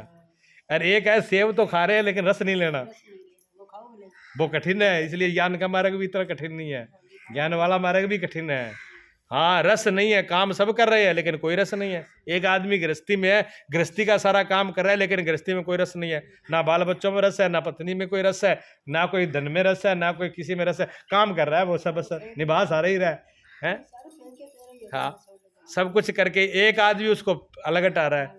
तो सब कुछ करके भी रस न लेना, बीच में रस खत्म हो जाना। रस खत्म हो जाने का नाम ही है कि लिप्त नहीं हुए, चिपके नहीं उसे। और अगर रस ले लिया, कोई चीज देखी और बढ़िया लग गई, अब पहुंच तो घर गए, घर पहुंच के चिपके भी वही हैं जहाँ रस आया था। जाने के बाद भी रस में चिपक गए वहां पर। हाँ जी, तो भगवान कहते हैं ये संयमों के रस जो है, उस रस के, इंद्रियों के रस में नहीं डूबना। ये दो साधनाएं बता दी। एक तो इंद्रियों तक जाने नहीं देते, और एक इंद्रियों में विषयों तक जाते तो हैं लेकिन बीच में तोड़ लेते हैं।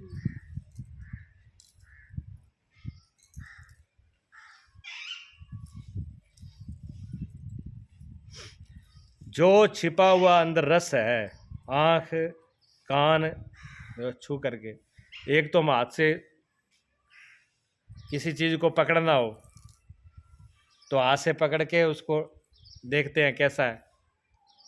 हाथ को छूने को वो भी छूना ही हो गया।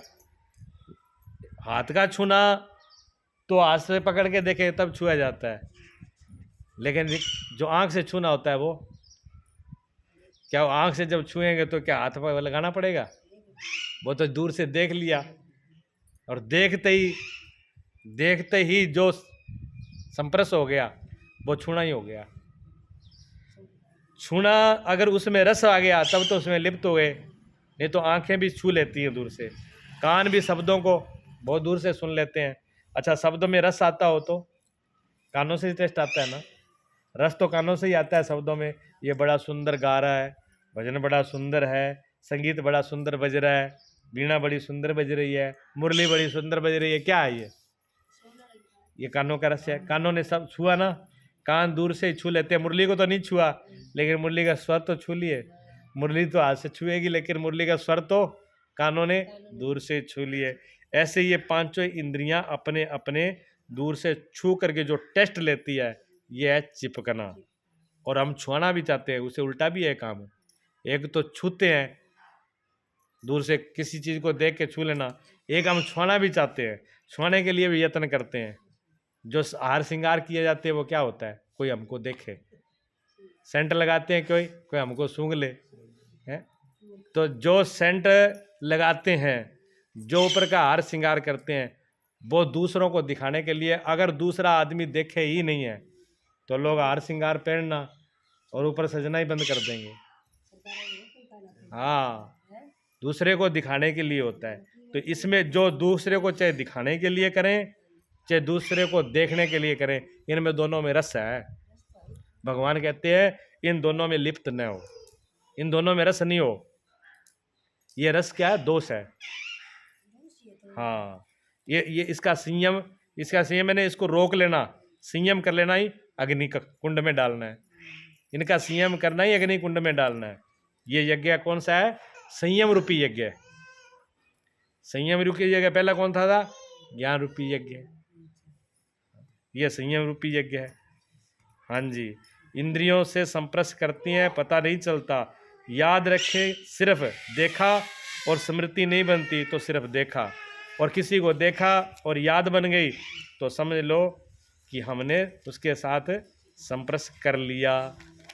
फिर संपर्श करना ही माना जाएगा। देखें सुने, देखें भी सुने भी, सब काम करें, लेकिन उसमें रस ना हो, लिप्त ना हो। तो क्या हो रहा है, हमारा ये यज्ञ हो रहा है। फिर हमारे ये यज्ञ चल रहा है, थोड़ी देर बैठ गए और आग में फूंके आए, वो यज्ञ नहीं। भगवान कहते हैं पूरा जीवन आपका यज्ञ हो जाए, आप जो कुछ करो वो यज्ञ हो। भी आप देखो भी, सुनो भी, कर्म भी करो, लेकिन उसमें फंसो नहीं, उसमें रस मतलब उसे चिपको मत। अब आ गई ना। अच्छा, हाँ, ये यज्ञ हो रहा है। भगवान ये यज्ञ की बात करेंगे, अभी नहीं, आज पूरी इस यज्ञ की बात चलेगी। अनेक प्रकार से बताएंगे यज्ञ। हाँ, पूरा जीवन ही यज्ञ है, उसको अनेक प्रकार से भगवान बताएंगे कि ये सारा यज्ञ है और कैसे आपको संसार में रहना है। आपका यज्ञ हमेशा ही चलते रहे और यज्ञ करने से क्या फायदा होगा, क्या नुकसान, ये सब कुछ बताएंगे भगवान इसमें। हाँ जी, लेकिन अब बात पकड़ में आ गई भी, यज्ञ हमारा जीवन ही यज्ञ है और जो हम ये कर रहे हैं यही हमारी आहुति है। इस आहुति में क्या करना है, हम देखना भी है, सुनना भी है, खाना भी है, पीना भी है, चलना भी है, छूना भी है, लेकिन फिर भी अपने आप को बचा लेना ये यज्ञ है। कंट्रोल कर लेना यज्ञ है, और कंट्रोल नहीं किया तो फिर हम चले गए। ये संयम रूपी यज्ञ की बात कर रहे हैं। संयम का मतलब कंट्रोल करना, संयम का मतलब रोक के रखना। लेकिन रोक के कैसे रखना है, विचार ज्ञान से। हाँ, ये नहीं कि जबरदस्ती। अच्छा, अगर जबरदस्ती रोका तो, जबरदस्ती आंख को रोक लिया, जबरदस्ती कान को रोक लिया, तो फिर क्या होगा, फिर अंदर और ज़्यादा काम खराब हो जाएगा। फिर तो मन बार बार वही जाएगा उसी में, वो सोचेगा पता नहीं क्या, मैंने तो सेब खाया नहीं, सेब में पता नहीं क्या टेस्ट होगा। रात में सपने में सेब ही सेब दिखेंगे, पूजा करोगे तो भी सेब ही दिखेंगे, आंख बंद करोगे तो सेब ही सेब घूमेंगे। फिर क्या फायदा, फिर तो काम बिगड़ जाएगा। हाँ, भगवान कहते हैं संयम। आँख को, अगर एक इंद्री को आँख किसी ने फोड़ भी ली तो आँख की जगह पर आँख वाला काम कान करने लग जाते हैं और हाथ करने लग जाते हैं। सूरदासों को देखो, जो अपने सूरदास आते थे, हाथ में नोट पकड़ा देते तो बता देते इतने का नोट है, ऐसा नोट है, 1 मिनट में बता देते थे। तो बताओ, उनके हाथों में आंखें आ गई ना, ये आंख फूट गई तो क्या ये आंख काम करने लगी रस्तों से। हाँ, और आंख अंधा आदमी, आप 20 साल बाद, 50 साल बाद में अगर आप किसी से मिलो तो आंख वाला आदमी पहचानने में गलती कर सकता है। और अंधे आदमी को अगर 50 साल बाद भी आपने राम राम कर ली तो तुरंत बता देगा, जी फलाना बोल रहे हो, इतनी बोली है। हम सूरदास जी से बात करते थे ना फोन पर कहते हेलो, अच्छा जी, स्वामी जी बोल रहे हैं, तुरंत बता देते 1 मिनट में। बताना नहीं पड़ता था कि मैं यहाँ से बोल रहा हूँ, आपको ये फोन मिलाया और सूरदास ने बताया। और आपसे तो कोई फोन मिलाए, हाँ जी कहाँ से बोल रहे हो, कौन बोल रहे हो, है। 4 बार पूछोगे, 5 मिनट तो पूछने में लगा दोगे, तब पहचान, हाँ अब आ गई पहचान में। और सूरदास के पास ऐसी आंखें हैं, देख लो, कान पे लगाते ही फट पहचान देगा। इतनी बात छोड़ो, पैरों से कोई चल के आदमी आता है तब भी बता देते हैं फलाना आदमी आ रहा है, चाल पैर की आवाज से वो बता देते हैं। तो उनकी आंखें अगर ऊपर से बंद करेंगे तो शक्ति दूसरी तरफ से आनी शुरू हो जाती है। हाँ, तो इंद्रियों का क्या करना है, संयम का मतलब क्या है? अब संयम का मतलब समझ लो भी। संयम का पूरा मतलब क्या? संयम का मतलब है कि भोगता नहीं बनाना, इन इंद्रियों को भोगता नहीं बनाना। इन इंद्रियों को क्या बनाना है? उपकरण, उपयोग। इन इंद्रियों को भोगना नहीं है, इन इंद्रियों को उपयोग करना है, उपयोग करना है। कोई चीज़ का हम उपयोग करें तो कोई बुरा नहीं है, जब उपभोग करते हैं तब गड़बड़ होती है। उपभोग नहीं करना, इन उपकरणों के ज़रा उपयोग करना है। जैसे आपके घर में कोई साधन है, आपके घर में साधन है गाड़ी का, अब गाड़ी का उपयोग करना तो सही है, जब ज़रूरत हुआ उतनी देर के लिए गाड़ी को लिया और काम करके और उसको छोड़ दिया, और छोड़ने के बाद में बात हट गई। और उपभोग क्या है? उस गाड़ी का पीछे ही ना छोड़ो, उठ के ही पहले उस पर कपड़ा मारो, कभी उसको चले करो, कभी हमें रोटी खा रहे हैं तो ही गाड़ी दिख रही है, चलते फिरते में गाड़ी दिख रही है, अभी जाना नहीं है, चढ़ना नहीं है, उपयोग में ही लेना, फिर भी ध्यान गाड़ी में ही 24 घंटे, तो वो उसका उपभोग हो गया, वो भोग उसको खराब कर देगा। लेकिन उपयोग किया जब जरूरत है, गाड़ी में बैठे, गाड़ी टेस्ट करी, बैठे बैठे काम लिया, काम करके बस आपके काम में चले गए, बात खत्म। ये तो हो गया उपयोग। लेकिन हम लोग को उपयोग तो कम करते हैं, तो इसका मतलब ही यही है। और संयम का यही मतलब है। संयम मैंने देखो मत, सुनो मत, दमन संयम नहीं है। संयम का मतलब ये नहीं है कि देखो ही मत, सुनो ही मत, दमन करके रखो, हर इंद्रिय को रखो, ये संयम नहीं है। संयम मतलब देखो लेकिन होश हूँ, समझूं, होश रहना चाहिए, होश जाना नहीं चाहिए। और एक जो दूसरी बात, ये तो पहली बात बताई, दूसरी जो बताई ज्ञानियों के रास्ते के लिए, वो क्या करते हैं? भोग में होते हुए भी इंद्रियों को विषयों से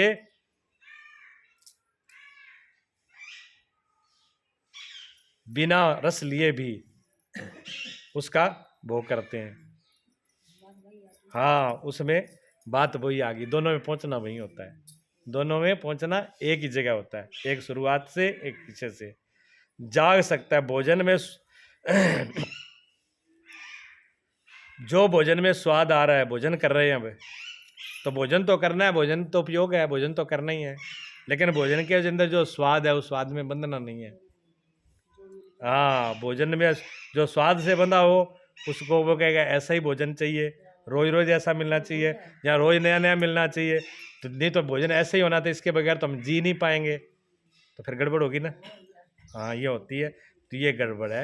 होश से कि उसके अंदर बंद नहीं जाए, फंस नहीं जाए, होश से भर करके जब भोग करते हैं, यानी भोगता नहीं बनना, देखने वाला बनना है, भोगता नहीं। ये शरीर भोजन, इस शरीर की ज़रूरत है, इस शरीर को भोजन की आवश्यकता है, इस शरीर में भोजन डाला जा रहा है, लेकिन भोजन मेरे में नहीं है, मैं नहीं खा रहा हूँ, मैं नहीं ले रहा हूँ, मैं तो इसमें रहने वाला, इसको व्यवस्था कर रहा हूँ।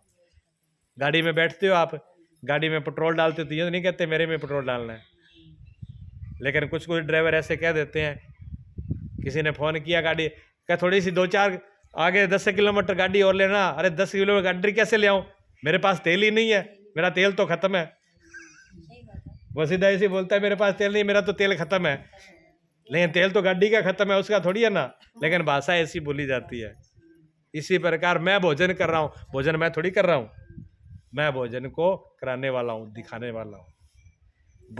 भूख लगी है तो भूख का आप ज्ञान करते हो, और भूख मिट जाती है तो भूख के मिटने का ज्ञान करते हो आप, ना तो आपको भूख लगती है ना आपकी भूख मिटती है। प्राणों को भूख लगती है, प्राणों की मिटती है, लेकिन हम तो एक ही हो जाते हैं ना। जब एक हो गया तो फिर झंझट होगी, क्यों नहीं होगी? झंझट इसी बात की है कि हम एक ही हो जाते हैं, फिर सब गड़बड़ हो जाता है।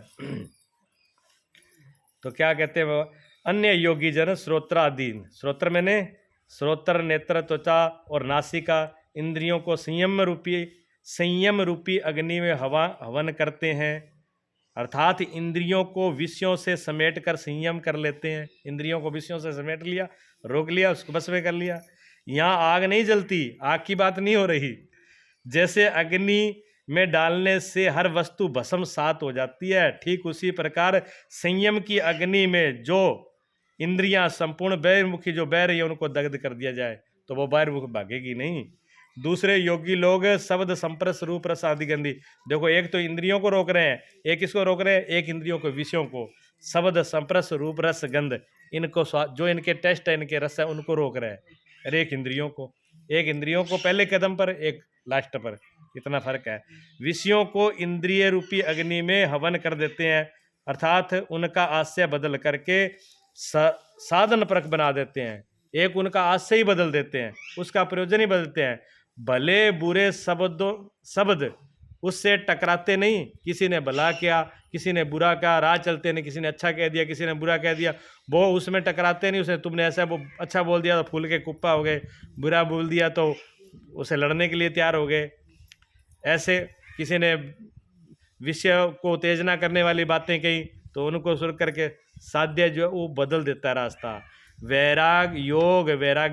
वैराग उत्तेजक भावों में बदल कर इंद्रिय रूपी अग्नि में हवन कर देते हैं। जैसा कि एक बार अर्जुन बैठे थे अपने चिंतन में, अकस्मात अर्जुन अपने ध्यान में बैठे हुए थे तो वहाँ देखा एकदम चूड़ियों की और पजेबों की आवाज़ सुनाई दे रही है। तो अर्जुन ने आंखें खोल के देखा कौन है, तो सामने उर्वशी खड़ी थी। और उर्वशी तो बहुत सुंदर थी, जिनके बड़े देवी देवता सब उसके ललायत रहते थे। अर्जुन के सामने आकर के खड़ी होगी उर्वशी। अब अर्जुन के सामने खड़ी हुई तो अर्जुन ने क्या किया, हाथ जोड़ करके प्रणाम किया कि कहिए माता जी आप आधी रात को और अकेले यहाँ कैसे पधारे। अब उर्वशी ने कहा तू मेरे को माँ कह रहा है, मैं तेरी माँ कैसे होगी। तो अर्जुन ने कहा तुम मेरी माँ ही हो, क्यों, इंद्र मेरे पिता है और तुम इंद्र की रानी हो, तो मैं माँ तो मेरी हो ही।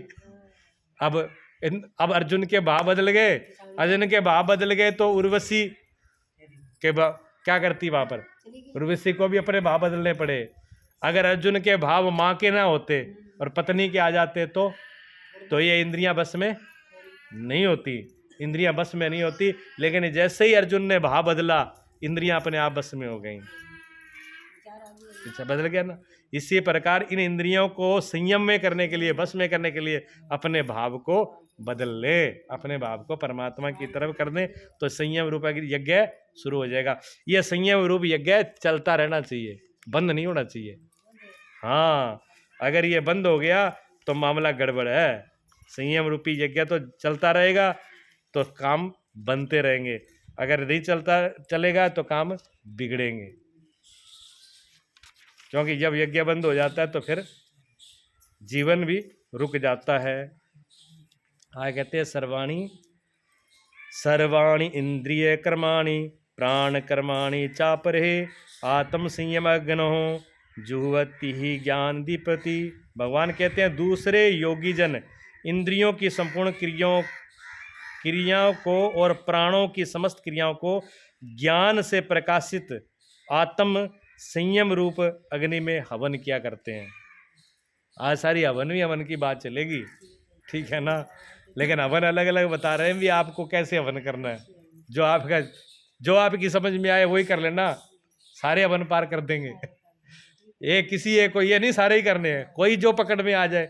भगवान कहते हैं जो भी आपको पकड़ में आए, जो भी आपको आसान लगे, जो भी आपको सौखा लगे, जो भी लगे कि ये मेरे बस का है, उसी को कर लो आप, उसी से आप उसी में पहुंच जाओगे, लास्ट में पहुंच जाओगे। हाँ, तो कहते हैं दूसरे ज्ञानी जन इंद्रियों की संपूर्ण क्रियाओं को और प्राणों की समस्त क्रियाओं को, इंद्रियों की और प्राणों की क्रियाओं को ज्ञान से प्रकाशित, ज्ञान तो प्रकाशित ही है, आत्म संयम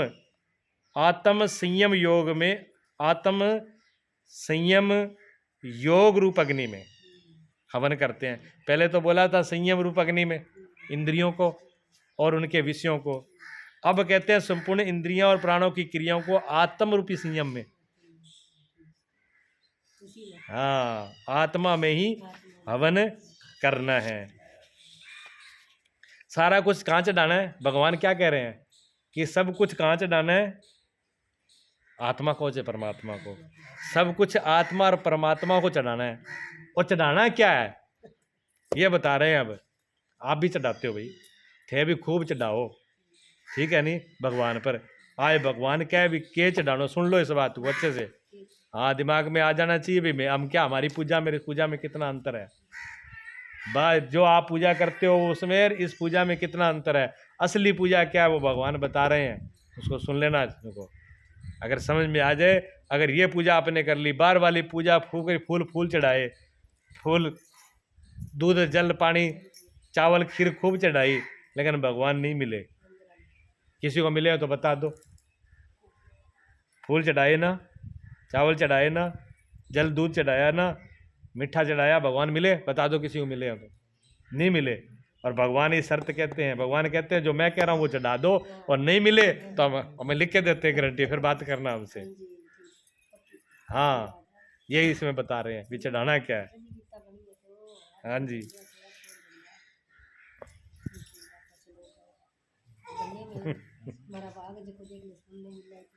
यही तो बात है। जो अज्ञानी है, जो ना समझ है, भगवान कहते हैं उसको पता ही नहीं है कि मुझे क्या चढ़ाना है। और जब चढ़ाने का ही पता नहीं तो भगवान खुश कैसे होंगे? भगवान तो तभी खुश होंगे जब ये पता लग जाए कि मुझे क्या चढ़ाना है। हम तो वो चढ़ाते हैं जो हमें प्रिय लगता है, हमें अच्छा लगता है। हमको सेब अच्छा लगता है, हमने भगवान को सेब चढ़ा दिया। हमको भोग भोग अच्छे लगते हैं, भोगों की चीज़ हमने भगवान पे चढ़ा दी।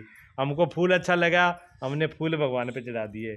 भगवान कहते हैं ये पूजा नहीं है, ये पूजा नहीं है, इनका मतलब ही नहीं है।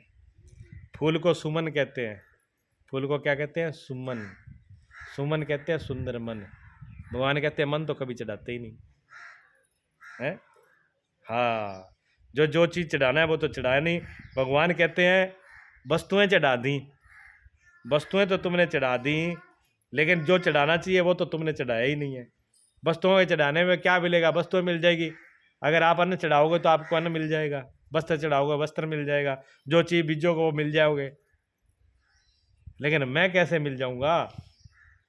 मेरे मिलने का रास्ता तो मीरा ने कहा, देख लो। वही बात भगवान कह रहे, वो मीरा कहे कोई कहे सस्तो, कोई कहे महंगो, मायरे में तो लियो गोविंदो मोल। हाँ, है ना भजन है। और ढोल कहते ऐसे नहीं लिया, कोई महंगो कैसे तो लिया बजनता ढोल, ढोल बजा के लिया है। क्यों? के मोल क्या है? के मोल अपने आप को दिया है, मोल अपने आप को दिया, मैंने खुद को दिया है, ऐसे नहीं है। खुद को तो दिया नहीं है। लड़की जो है दहेज में लाया हुआ सारा सामान पति को कह दे कि जो दहेज में मिला है वो सारा सामान आपका, लेकिन मेरी तरफ आंख उठा के मत देखना, मैं ना आज आपकी हो ना कल आपकी हो, तो वो दुल्ला राजा क्या कहेगा? तेरे सामान को चाटूं, ले जा तेरा सामान, तेरे पीछे सामान है, सामान का मैं क्या करूं? लेकिन हम तो भगवान के साथ ऐसे ही करते हैं, रोज रोज सारा कुछ तो दे जाते हैं, सामान तेरा तेरे को दिए, लेकिन अपने आप को तो कोई दिया ही नहीं है। भगवान कहते हैं तेरे वर्गे भगत बहुत सारे आते हैं, रोज आते हैं। भगवान भी समझते हैं तेरे जैसे समझदार भगत रोज आते हैं यहाँ पर, है। भगवान कहते हैं फूलों का क्या दोष था, जो एक पेड़ पे लगे हुए थे, जिन उनको मैंने खिलाया, मैंने बढ़ाया। भगवान कहते हैं उस फूल को मैंने रस दिया, उस फूल को मैंने जिंदा किया, उस फूल को मैंने पूरा खिला के रखा, और तू 1 मिनट में ले आके तोड़ के मुर्दा करके मेरे पे चढ़ा दिया, और तू मुर्दे से मुझे खुश करना चाहता है? फूलों से भगवान खुश नहीं होते। फूल तो उसी के जब पेड़ पे खिलते हैं तभी जिंदा होते हैं, वो तोड़ने के बाद वो मुर्दा हो जाते हैं।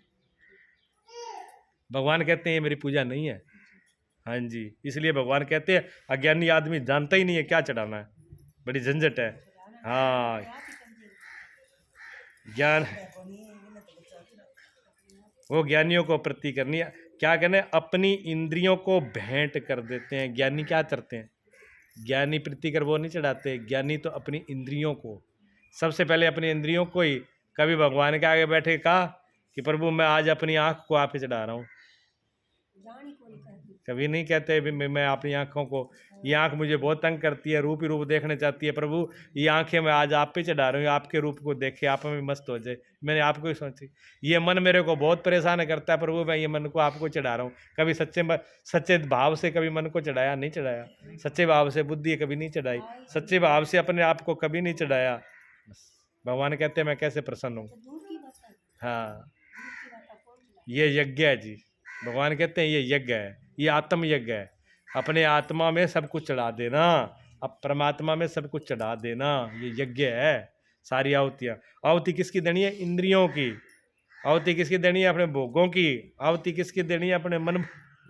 आहुति किसकी देनी है? अपने आप की। जब तक अपने आप की आहुति नहीं लगे तब तक ये जीवन का यज्ञ अधूरा है। कितनी बार फूंक लें कुछ भी कुछ होने वाला नहीं है। हाँ भगवान यही बता रहे हैं, यज्ञ की बात ऐसे करें। यज्ञ बहुत सुने लेकिन भगवान का यज्ञ सुन लो, देख लो। सीधा पढ़ने से भी समझ में नहीं आएगा, गीता सीधी पढ़ लोगे तो बस में नहीं है, समझने से आएगा। स्वादिष्ट नहीं, भगवान कहते हैं स्वादिष्ट भोगों को मत चढ़ाओ, स्वाद को चढ़ा दो, पूरे स्वाद को ही मेरे ऊपर चढ़ा दो। हाँ तो यही प्राणों में प्राणों का समर्पण है। स्वाद को ही चढ़ा देना, ये प्राणों का समर्पण है, प्राणों को अर्पण कर देना है। प्राणों में प्राणों की आहुति है। सारी इंद्रियां परमात्मा पर चढ़ाने के बाद पीछे जो बचता है वो परमात्मा ही बचता है। सारी इंद्रियों को अगर परमात्मा में चढ़ा दोगे, अपने आप को पूर्ण रूप से चढ़ा दोगे, तो पीछे जो बचेगा वो परमात्मा ही बचेगा। अपनी एम को पूरा चढ़ाने के बाद जो बचेगा वो परमात्मा ही बचेगा। पीछे लौट के आओगे तो परमात्मा ही, आगे जाओगे तो परमात्मा ही। और जब तक अपने को नहीं बिठाया चढ़ाया तब तक परमात्मा नहीं मिलेगा। ये इंद्रियां ही अंदर की तरफ लेके जाती हैं, इंद्रियां बाहर की लेके जाती हैं। इसी से देखो ये गेट एक, आश्रम का गेट एक ही है। इसी गेट से तो आप अंदर आए हो और बाहर जाओगे तो इसी गेट से बाहर जाओगे। गेट तो एक ही है ना। ये अंदर आने का भी काम करता है, ये बाहर जाने का भी काम करता है। भगवान कहते हैं इंद्रियां जो है संसार में फंसाने के भी काम करती हैं, और अगर मेरे पे चढ़ा दोगे तो ये मुक्ति दिलाने का भी काम करती हैं। इन इंद्रियों से मुक्ति भी है। लोग इंद्रियों को दोष देते रहते हैं, मन ने मार दिया, मन खराब है, व्याख्या खराब है, मन ही को नहीं, मन टिके ही नहीं। भगवान कहते हैं मन ही तो पार लगाएगा। हाँ मन ही पार लगाएगा। तू मन मेरे अर्पण तो करे, मन मेरे पे चढ़ा तो सही, ये मन ही तेरे को पार लगाने वाला है। हाँ जी, तो ये जो मन है ना, जो ये इंद्रियां हैं, ये आपको पार ले जाने की रास्ता है। ये भी ऊपर ले जाने एक ही है। देखो सीढ़ी एक ही है, वो ऊपर लेके जाती है, ऊपर जाते हो आप, और नीचे आना होता है तो वही नीचे ले आती है। तो गड्ढे में ले जाने वाला भी मन ही है, ऊपर ले जाने वाला भी मन ही है, ठेके पे ले जाने वाला भी मन है, और सत्संग में ले जाने वाला भी मन ही है। मन अगर सत्संग में लग जाए तो भाजा आएगा, ठीक है, और मन ठेके पे लग गया, टाइम होते ही अपन बिना घड़ी देखे चल पड़ता है। ये मन ही ये तो है दोनों तरफ ले जाने वाला।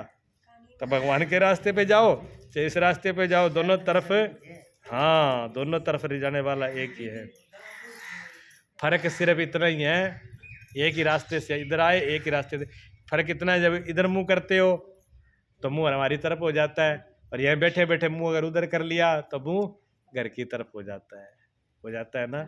इतना ही फर्क है। हमने परमात्मा से इंद्रियों को संसार में भोगों में रस में दे करके सारा मुख इंद्रियों का संसार में कर दिया। इन इंद्रियों का मुख भगवान पे कर दो, और भगवान पे कब होगा? जब भगवान पे चढ़ा दोगे।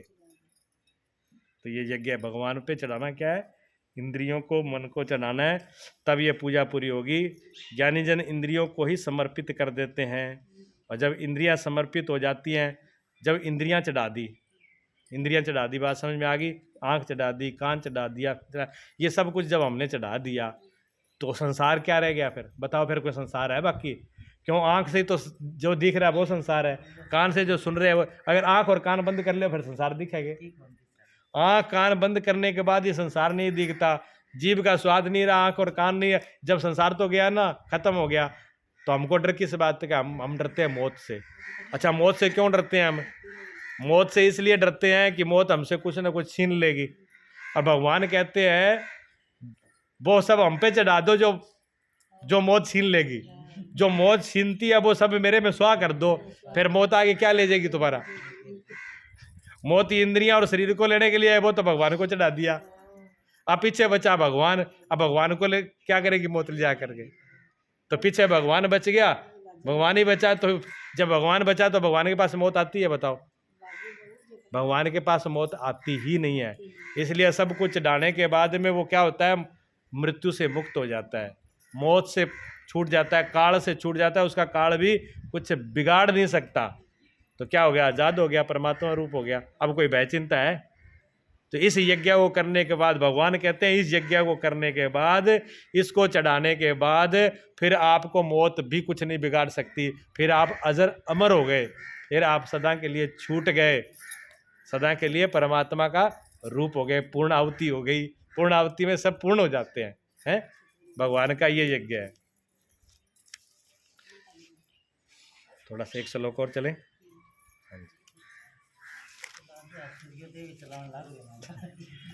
छाया में हो जाओ।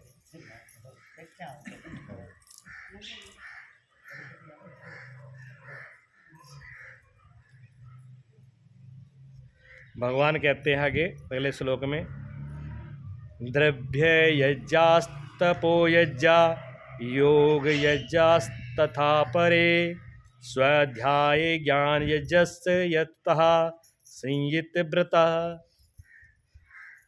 कई पुरुष द्रव्य संबंधी यज्ञ करने वाले कितने ही तपस्या रूपी यज्ञ करने वाले हैं, कितने ही तो द्रव्य संबंधी यज्ञ करने वाले हैं।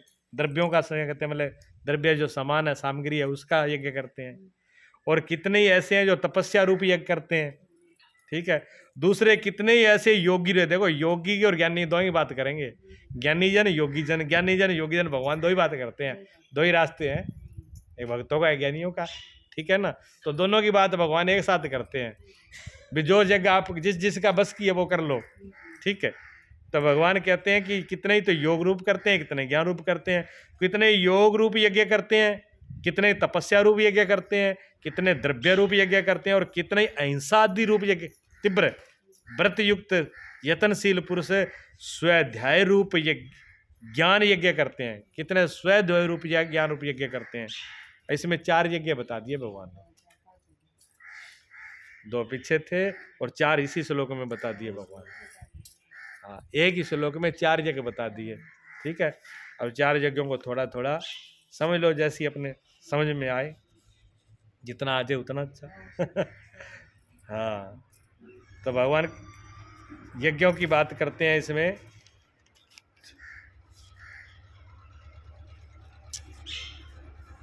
अनेक लोग द्रव्य यज्ञ करते हैं, अर्थात आत्म पथ में महापुरुषों की सेवा में पत्र पुष्प अर्पित करते हैं। इस रास्ते पर चलते हैं परमात्मा की, तो क्या करते हैं? महापुरुषों को पत्र, खाने भोजन, द्रव्य या किसी को और को ऐसा समर्पण करते हैं। और कई लोग क्या करते हैं, वे समर्पण के साथ महापुरुषों की सेवा में द्रव्य लाते हैं। सेवा, ये सेवा रूप यज्ञ कहते हैं। सेवा से जो योगी पहुंचता है, जहाँ से योगी पहुंचता है और जहाँ से ज्ञानी पहुंचता है, भगवान कहते हैं सेवादार भी वहीं पहुंच जाता है।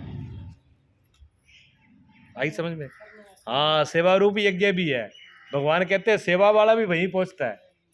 की ना करे वो, और कुछ नहीं जानता वो, ना वो उसको प्राणायाम करना आता, ठीक है, ना उसको ज्ञान ध्यान का ज़्यादा कुछ पता है, ना ध्यान में बैठना आता, लेकिन एक सिर्फ सेवा करनी आती है। तो भगवान कहते हैं सेवा वाला भी वहीं पहुंच जाता है। पर भगवान कहते हैं ये बात ध्यान में रखो, सेवा वाला वहाँ पहुँच तो जाता है, लेकिन सेवा कहते हैं किसको? पहले ये बात समझ लो। हाँ, कभी सेवा के भूल में रहो, सारी जिंदगी कहोगे मैंने ये सेवा करी, ये सेवा करी, ये सेवा करी, और सेवा आपकी हुई ना।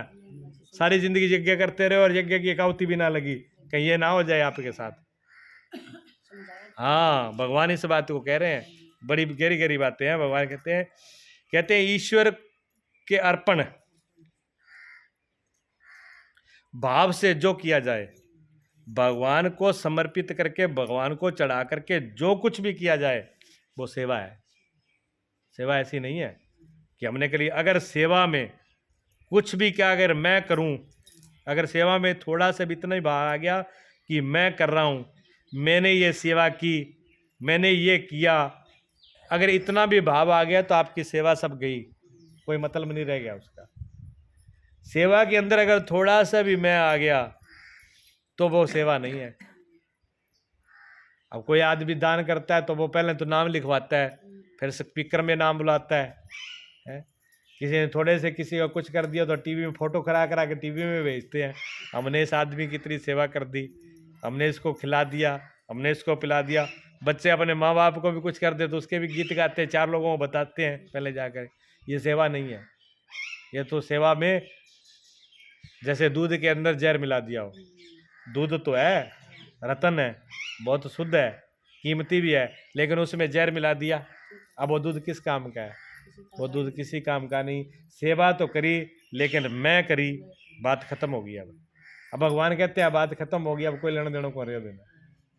हाँ, इसको समझ लो कि सेवा में बिल्कुल भी अहंकार नहीं हो। सेवा तो मैं, ऐसा सेवा तो मैं करूं, भगवान कहते हैं सेवा तो मैं करूं। ऐसे जो सेवा कर रहा है उसके लिए सेवादार, सेवा तो मैं करूं और धन्यवाद भगवान को दूं। कृपा भगवान की है। जिस दिन सेवा का मौका मिल जाए, सेवा कर करके और भगवान को धन्यवाद दें कि प्रभु परमात्मा तुम्हारी कृपा है कि आज मुझे सेवा का मौका दे दिया आपने। अगर ऐसा भाव आ जाए, ये भाव रहे तो आपकी सेवा है। और सेवा करके और बदले में कुछ चाया, जैसे किसी आदमी की कोई चीज गिर गई रास्ते चलते और आपने उठा करके, वो जानते नहीं आप, वो आदमी अनजाना है, आप उससे कोई जान पहचान नहीं, और आपने उसको उठा करके दे दी और उसने चुपचाप पकड़ ली और चल दिया, तो आपको ही लगेगा कैसा आदमी है। एक तो सामान उठा के दिया, ना बोला ना चाला, लेके कम से कम इतना कह दिया शुक्रिया तो कर देता, ना धन्यवाद किया ना शुक्रिया किया। अगर धन्यवाद शुक्रिया का भी अगर मन में भाव आ गया तो वो सेवा गई काम से, फिर वो सेवा तो रही नहीं। भगवान कहते हैं ऐसा भी नहीं।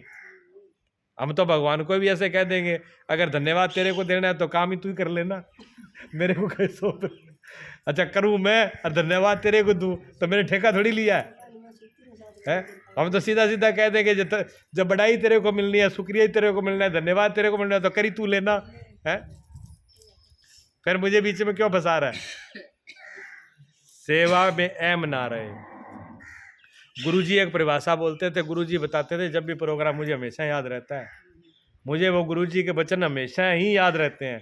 गुरुजी के वचनों को मैंने कॉपी में लिख के नहीं रखा, कभी मेरे हृदय में लिखे हुए हैं। जब जब जरूरत पड़ती है तब वो सामने ऐसे होते हैं और तुरंत पढ़ लेता हूँ मैं, तुरंत सामने दिख जाती है, ले पढ़ ले। जहाँ जहाँ जरूरत पड़ती है वहाँ गुरुजी के वचन सामने खड़े होते हैं। गुरुजी कहते हैं सेवादार कौन है? जब प्रोग्राम होते थे सेवादारों कहते हैं सेवादार कौन हो सकता है? गुरुजी कहते हैं सेवादार एक ही हो सकता है जिसको सुख, सुविधा और सम्मान, तीन की इच्छा ना हो। जो न अपने लिए सुख चाहता है, न सम्मान चाहता है और ना सुविधा चाहता है, वो सेवा कर सकता है। जो इन तीनों में से एक ही विचार रखेगा वो सेवादार हो नहीं सकता। अब सुख हमें चाहिए, अब भोजन बनाया हमने, भोजन तो बना लिया हमने 10 आदमी का, और 10 आदमी आगे और। अब हम कहते हैं देखो 10 आदमी तो आगे, मैं तो भूखा रह जाऊंगा, पहले मैं तो खा लूं। तो अपना सुख पहले सोचा ना। जब अपना पहले सुख सोचा तो वो सेवा कहाँ है? फिर पहले उनको खिलाओ फिर खाओ। अच्छा भोजन की तो बात हो गई। अब कमरा तो एक ही है, 10 आदमी हो गए, अब 10 आदमी को एक ही कमरे में रखना, तो मैं कैसे सो पाऊंगा? तो हम अपनी सुविधा को पहले सोच रहे हैं। अगर अपनी सुविधा को पहले सोचा तो फिर हम सेवा क्या करेंगे? फिर तो सेवा होगी नहीं। और सुख, सुविधा और सम्मान, सेवादार तो जो आए उसका सम्मान करता है। आओ जी, बैठो जी, उनका मान सम्मान, चाय पानी पिला, वो चाहे। अब सेवादार ये कहे कि जब आओ पहला मेरा प्रणाम करा, मेरे पर माला घाल है, पहले मुझे हार पहनाए, तो फिर वो सेवा कहाँ है? ये सेवा की शर्तें हैं। हाँ, भगवान कहते हैं कि सेवा से भी आप पहुंच जाओगे वहीं पर ही, कोई किसी चीज की जरूरत नहीं है। लेकिन आप अपने आप को बीच में मत रखना। जब सेवा का मौका मिल जाए तो भगवान को धन्यवाद दे देना कि प्रभु आपकी कृपा है जो आपने मैं सेवा की और मैंने सेवा की, आपने सेवा का मुझे मौका दिया। प्रभु करवा रहा है, मैं जो कुछ कर रहा हूँ ये सब प्रभु करा रहा है, तो फिर ये सेवा प्रार्थना हो गई। फिर ये सेवा भजन हो गया, फिर ये सेवा पूजा हो गई। और मैं कर रहा हूँ तो फिर पूजा भी, आपने पूजा करी और मन में भाव आ गया कि मैं पूजा कर रहा हूँ, तो वो फिर पूजा नहीं है, वो काम है। इन्हों गिरे भांडा मांझ लियो और वो ठीक हो, काम हवा ठाप रहे हैं। ईश्वर अर्पण के कारण इसी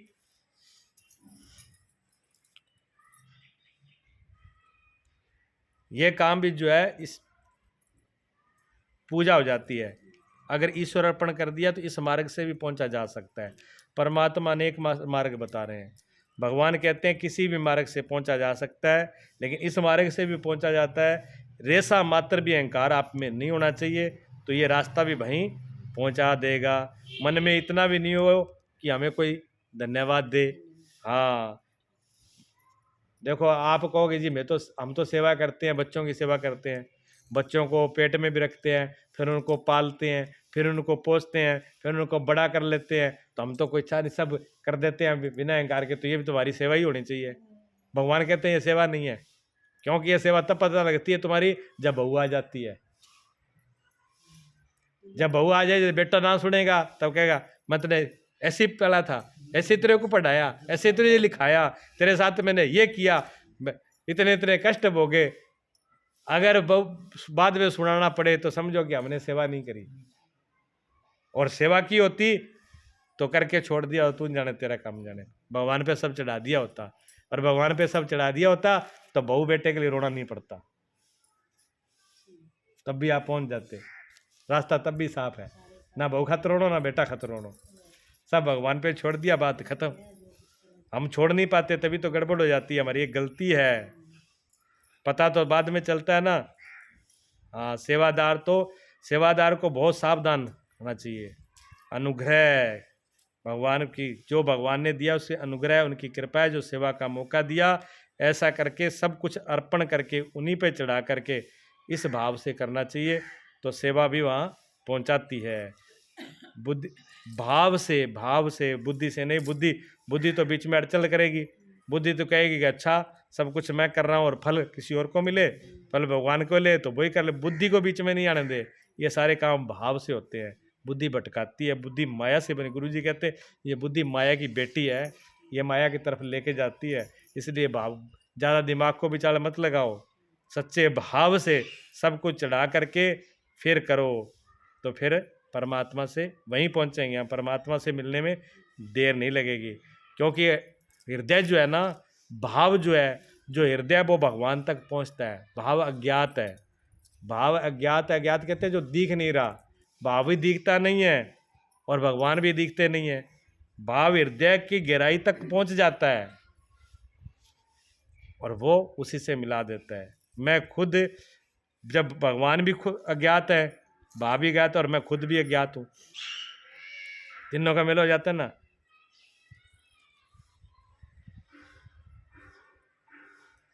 और जो मैं करूँगा जब समर्पण करके उस अज्ञात को, तो वो भी वही करा रहा है, तब ईश्वर के प्रति पूरा समर्पण हो जाएगा। दूसरा यज्ञ भगवान ने कहा अहिंसा। ये हिंसा नहीं करना। हिंसा का मतलब आम तो ये कहते हैं, हिंसा का मतलब ज़्यादातर क्या लेते हैं, किसी को मार देना, जीव को मार देना। भगवान ये कहते हैं ऐसा नहीं होता। जो इसका अर्थ ये नहीं है भी किसी को मारना नहीं, ऐसे तो बहुत चीज़ें नहीं मारी गई। भगवान कहते हैं अब जैसे मान लो अब किसी ने उठा करके पत्थर फेंक के मारा, अब आपने किसी पे पत्थर मारा और पत्थर उस आदमी को लगा नहीं, तो जब लगा ही नहीं है तो आपको पाप नहीं लगना चाहिए। क्यों, आपने पत्थर मारा, अगले को लगा ही नहीं, तो पाप बढ़ना ही नहीं चाहिए। लेकिन भगवान कहते हैं नहीं, उसको नहीं लगा तब भी आपका पाप बन गया। पत्थर तो उसको नहीं लगा लेकिन आपका पाप बन गया। क्यों? क्योंकि किस दूसरे को मारने की जो इच्छा है ना, वो हिंसा है। दूसरे को कष्ट देने की जो इच्छा है ना, वो हिंसा है। दूसरे को मारने की, दूसरे को कष्ट देने की, दूसरे को दुख देने का जो भाव है, जो इच्छा है, उसका नाम हिंसा है। जिसके मन से ये खत्म हो गया, ये उसका दूसरा यज्ञ है। एक तो सेवा वाला यज्ञ है, एक ये भाव भी मुझे किसी को किसी प्रकार का कोई कष्ट नहीं देना मन से भी, तो ये दूसरा यज्ञ है। ये यज्ञ, एक एक यज्ञ मतलब समझना है। अगर मारने की इच्छा भी हुई मन में कहीं भी थोड़ी सी भी तो हिंसा हो गई। मारने की वासना, मारने की इच्छा से मुक्त हो जाते हैं, वो पहुंच जाते हैं, वो वहां पर पहुंच जाते हैं जो मारने की इच्छा से भी मुक्त हो जाते हैं। जो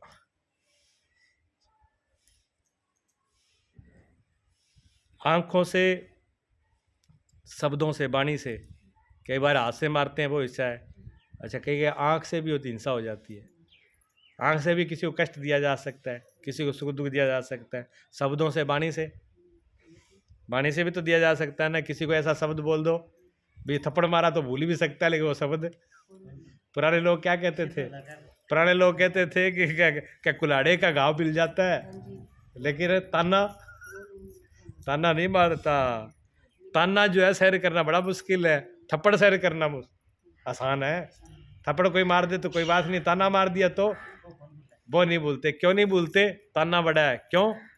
थप्पड़ तो ऊपर शरीर पर ही मार करता है, और ताना शब्द वो अंदर मार करता है, वो हमारे अंदर भाव तक जाता है, मन तक जाता है, तो अंदर वाली मार ज़्यादा होती है। इसलिए भगवान कहते हैं किसी भी इंद्रियों के द्वारा, शब्दों के द्वारा कहीं से भी हिंसा नहीं होनी चाहिए। कि आपने शब्दों से किसी को हिंसा कर दी, ये बाहर वाली हिंसा तो बहुत मोटी है, अंदर वाली बरीक वाली ज़्यादा है। अब कमरे में बैठे अकेले, और बैठे बैठे मन में क्या चल रहा है? इस हाथ से ज़्यादा हिंसा शब्द की है, उससे ज़्यादा आंखों की है, आंखों से ज़्यादा मन की है। मन में बैठे बैठे सोच रहे हैं यार पड़ोसी बड़ा तंग करे है, इनका आग को लग गए नहीं। अगर मन में ये भाव आ रहे तो भगवान कह रहे ये तो आपका धर्म का रास्ता नहीं है, आप तो हिंसा कर रहे हो, आप पापी हो, आप दोषी हो। भगवान कहते हैं इस रास्ते से नहीं पहुंचे, आप यज्ञ करो। कौन सा यज्ञ करो? अहिंसा वाला, कि मैं मन से, इंद्रियों से, बुद्धि से, भाव से किसी का भी बुरा नहीं चाहूँगा। तो ये कि ये यज्ञ है। ठीक आ रही समझ में? सेवा वाला भी यज्ञ है, और किसी को बुरा ना चाहना ये भी यज्ञ है। उधर तो एक तरफ से हम अच्छा भी कर रहे हैं और अंदर से हिंसा भी कर रहे हैं, बाहर से धर्म कर्म भी कर रहे हैं, अंदर से हिंसा भी कर रहे हैं, तो ये भी गड़बड़ है। तो ये दो यज्ञ हो गए। तीसरा यज्ञ कहते हैं स्वाध्याय। स्वाध्याय यज्ञ, स्वाध्याय का मतलब होता है स्वयं का ही स्वयं के साथ परिचय, खुद का अपने का ही अपने साथ परिचय करना। हम सारी दुनिया को जानते हैं, पर मैं क्या हूं कदे जाना? सारी दुनिया तो जान ली, पर मैं खुद क्या हूं? ये इस बात को तो हमने कभी जाना ही नहीं। सारी दुनिया को पता कर लिया, पता है एड्रेस ये वो, इस शरीर के एड्रेस पते, सारी आईडी कार्ड, आधार कार्ड, पिन कार्ड सब बना लिए, खाता भाई, लेकिन अपने आप का पता ही नहीं है। कहते अपने आप को भी एकांत में बैठ के देखा करो भी मैं हूँ कहाँ, अपने आप का भी ध्यान किया करो भी मैं हूँ कि नहीं। हम तो खो गए सब संसार में, दूसरों में खो गए। हम क्या है, जो दूसरों ने बता दिया, दूसरों ने कहा पुजारण बड़ी खराब है, अब हमने बहुत अच्छा मान लिया। अब हमको कह दिया किसी ने ये तो बहुत अच्छे हैं, बड़े साधु पुरुष हैं, बड़े महापुरुष हैं, बड़े सील वाले हैं, तो अपने आप को हमने मान लिया। जो दूसरों ने कह दिया वो नहीं मानना, हमें खुद अपने आप का ही निर्णय लेना है खुद से। तो दूसरों को जो कहा वो तो ऊपर ऊपर है, चमड़ी की तरह है। एक बार स्वामी रामकृष्ण परमहंस थे, तो वो तो माता से बात करते थे, से बैठ के, तो उनके पास एक भगत जी आ गए। भगत ने कहा कि स्वामी जी आप तो माँ से रोज बात करते हो, एक दिन हमारी भी बात करा दो। उसने, स्वामी जी ने कहा क्यों नहीं करवा देंगे, हम करवा देंगे माता से बात आपकी, लेकिन ठीक है। अब वो दूसरे दिन फिर आया कि स्वामी जी फिर बात कराओ। कि बात क्या कराएं, मैंने माता को कहा था कि एक सेवादार है उससे बात करनी है। तो माता ने कहा कि उसका एड्रेस बता दो, उसका नाम पता एड्रेस तो बताओ, मैं मिल लूंगी उससे। तो तुम अपना एड्रेस लिखाओ, मुझे नाम पता बताओ। तो उसने कहा स्वामी जी मेरा फलाने गांव में फलानी नंबर गली में फलाना नंबर मकान है और मेरा ये नाम है। स्वामी जी कहने लगे ये नाम नहीं, ये नाम तो तेरे शरीर का है, और वो मकान मिट्टी का है, ये भी मिट्टी का है, इसका नाम नहीं तेरा पूछा, तू तेरा पता बता दे, माता उसी दिन आगे बात कर लेगी। क्या बता दे? हमने सबके पता लिख लिया, अपना पता ही नहीं, और भगवान से बात करें। भगवान कहते मैं बात करने के लिए तैयार हूं, पर आप अपना तो पता लगा लो भी हम कहाँ हैं। हमने आप सबका अध्ययन किया, अपने आप का छोड़ दिया। एक अर्थ इसका यही बनता है, स्वाध्याय का मतलब यही बनता है शास्त्रों का अध्ययन करना। लेकिन कैसे शास्त्रों का अध्ययन करना चाहिए? बहुत से लोग कहते हैं गीता का अध्ययन करो, गीता तो लास्ट में उसका फल है, पहुंची है। हालांकि गीता का अध्ययन करना भी सही है, बुरा नहीं, लेकिन स्वयं स्वाध्याय में किन लोगों का करना चाहिए, कैसे शास्त्रों का पढ़ना चाहिए?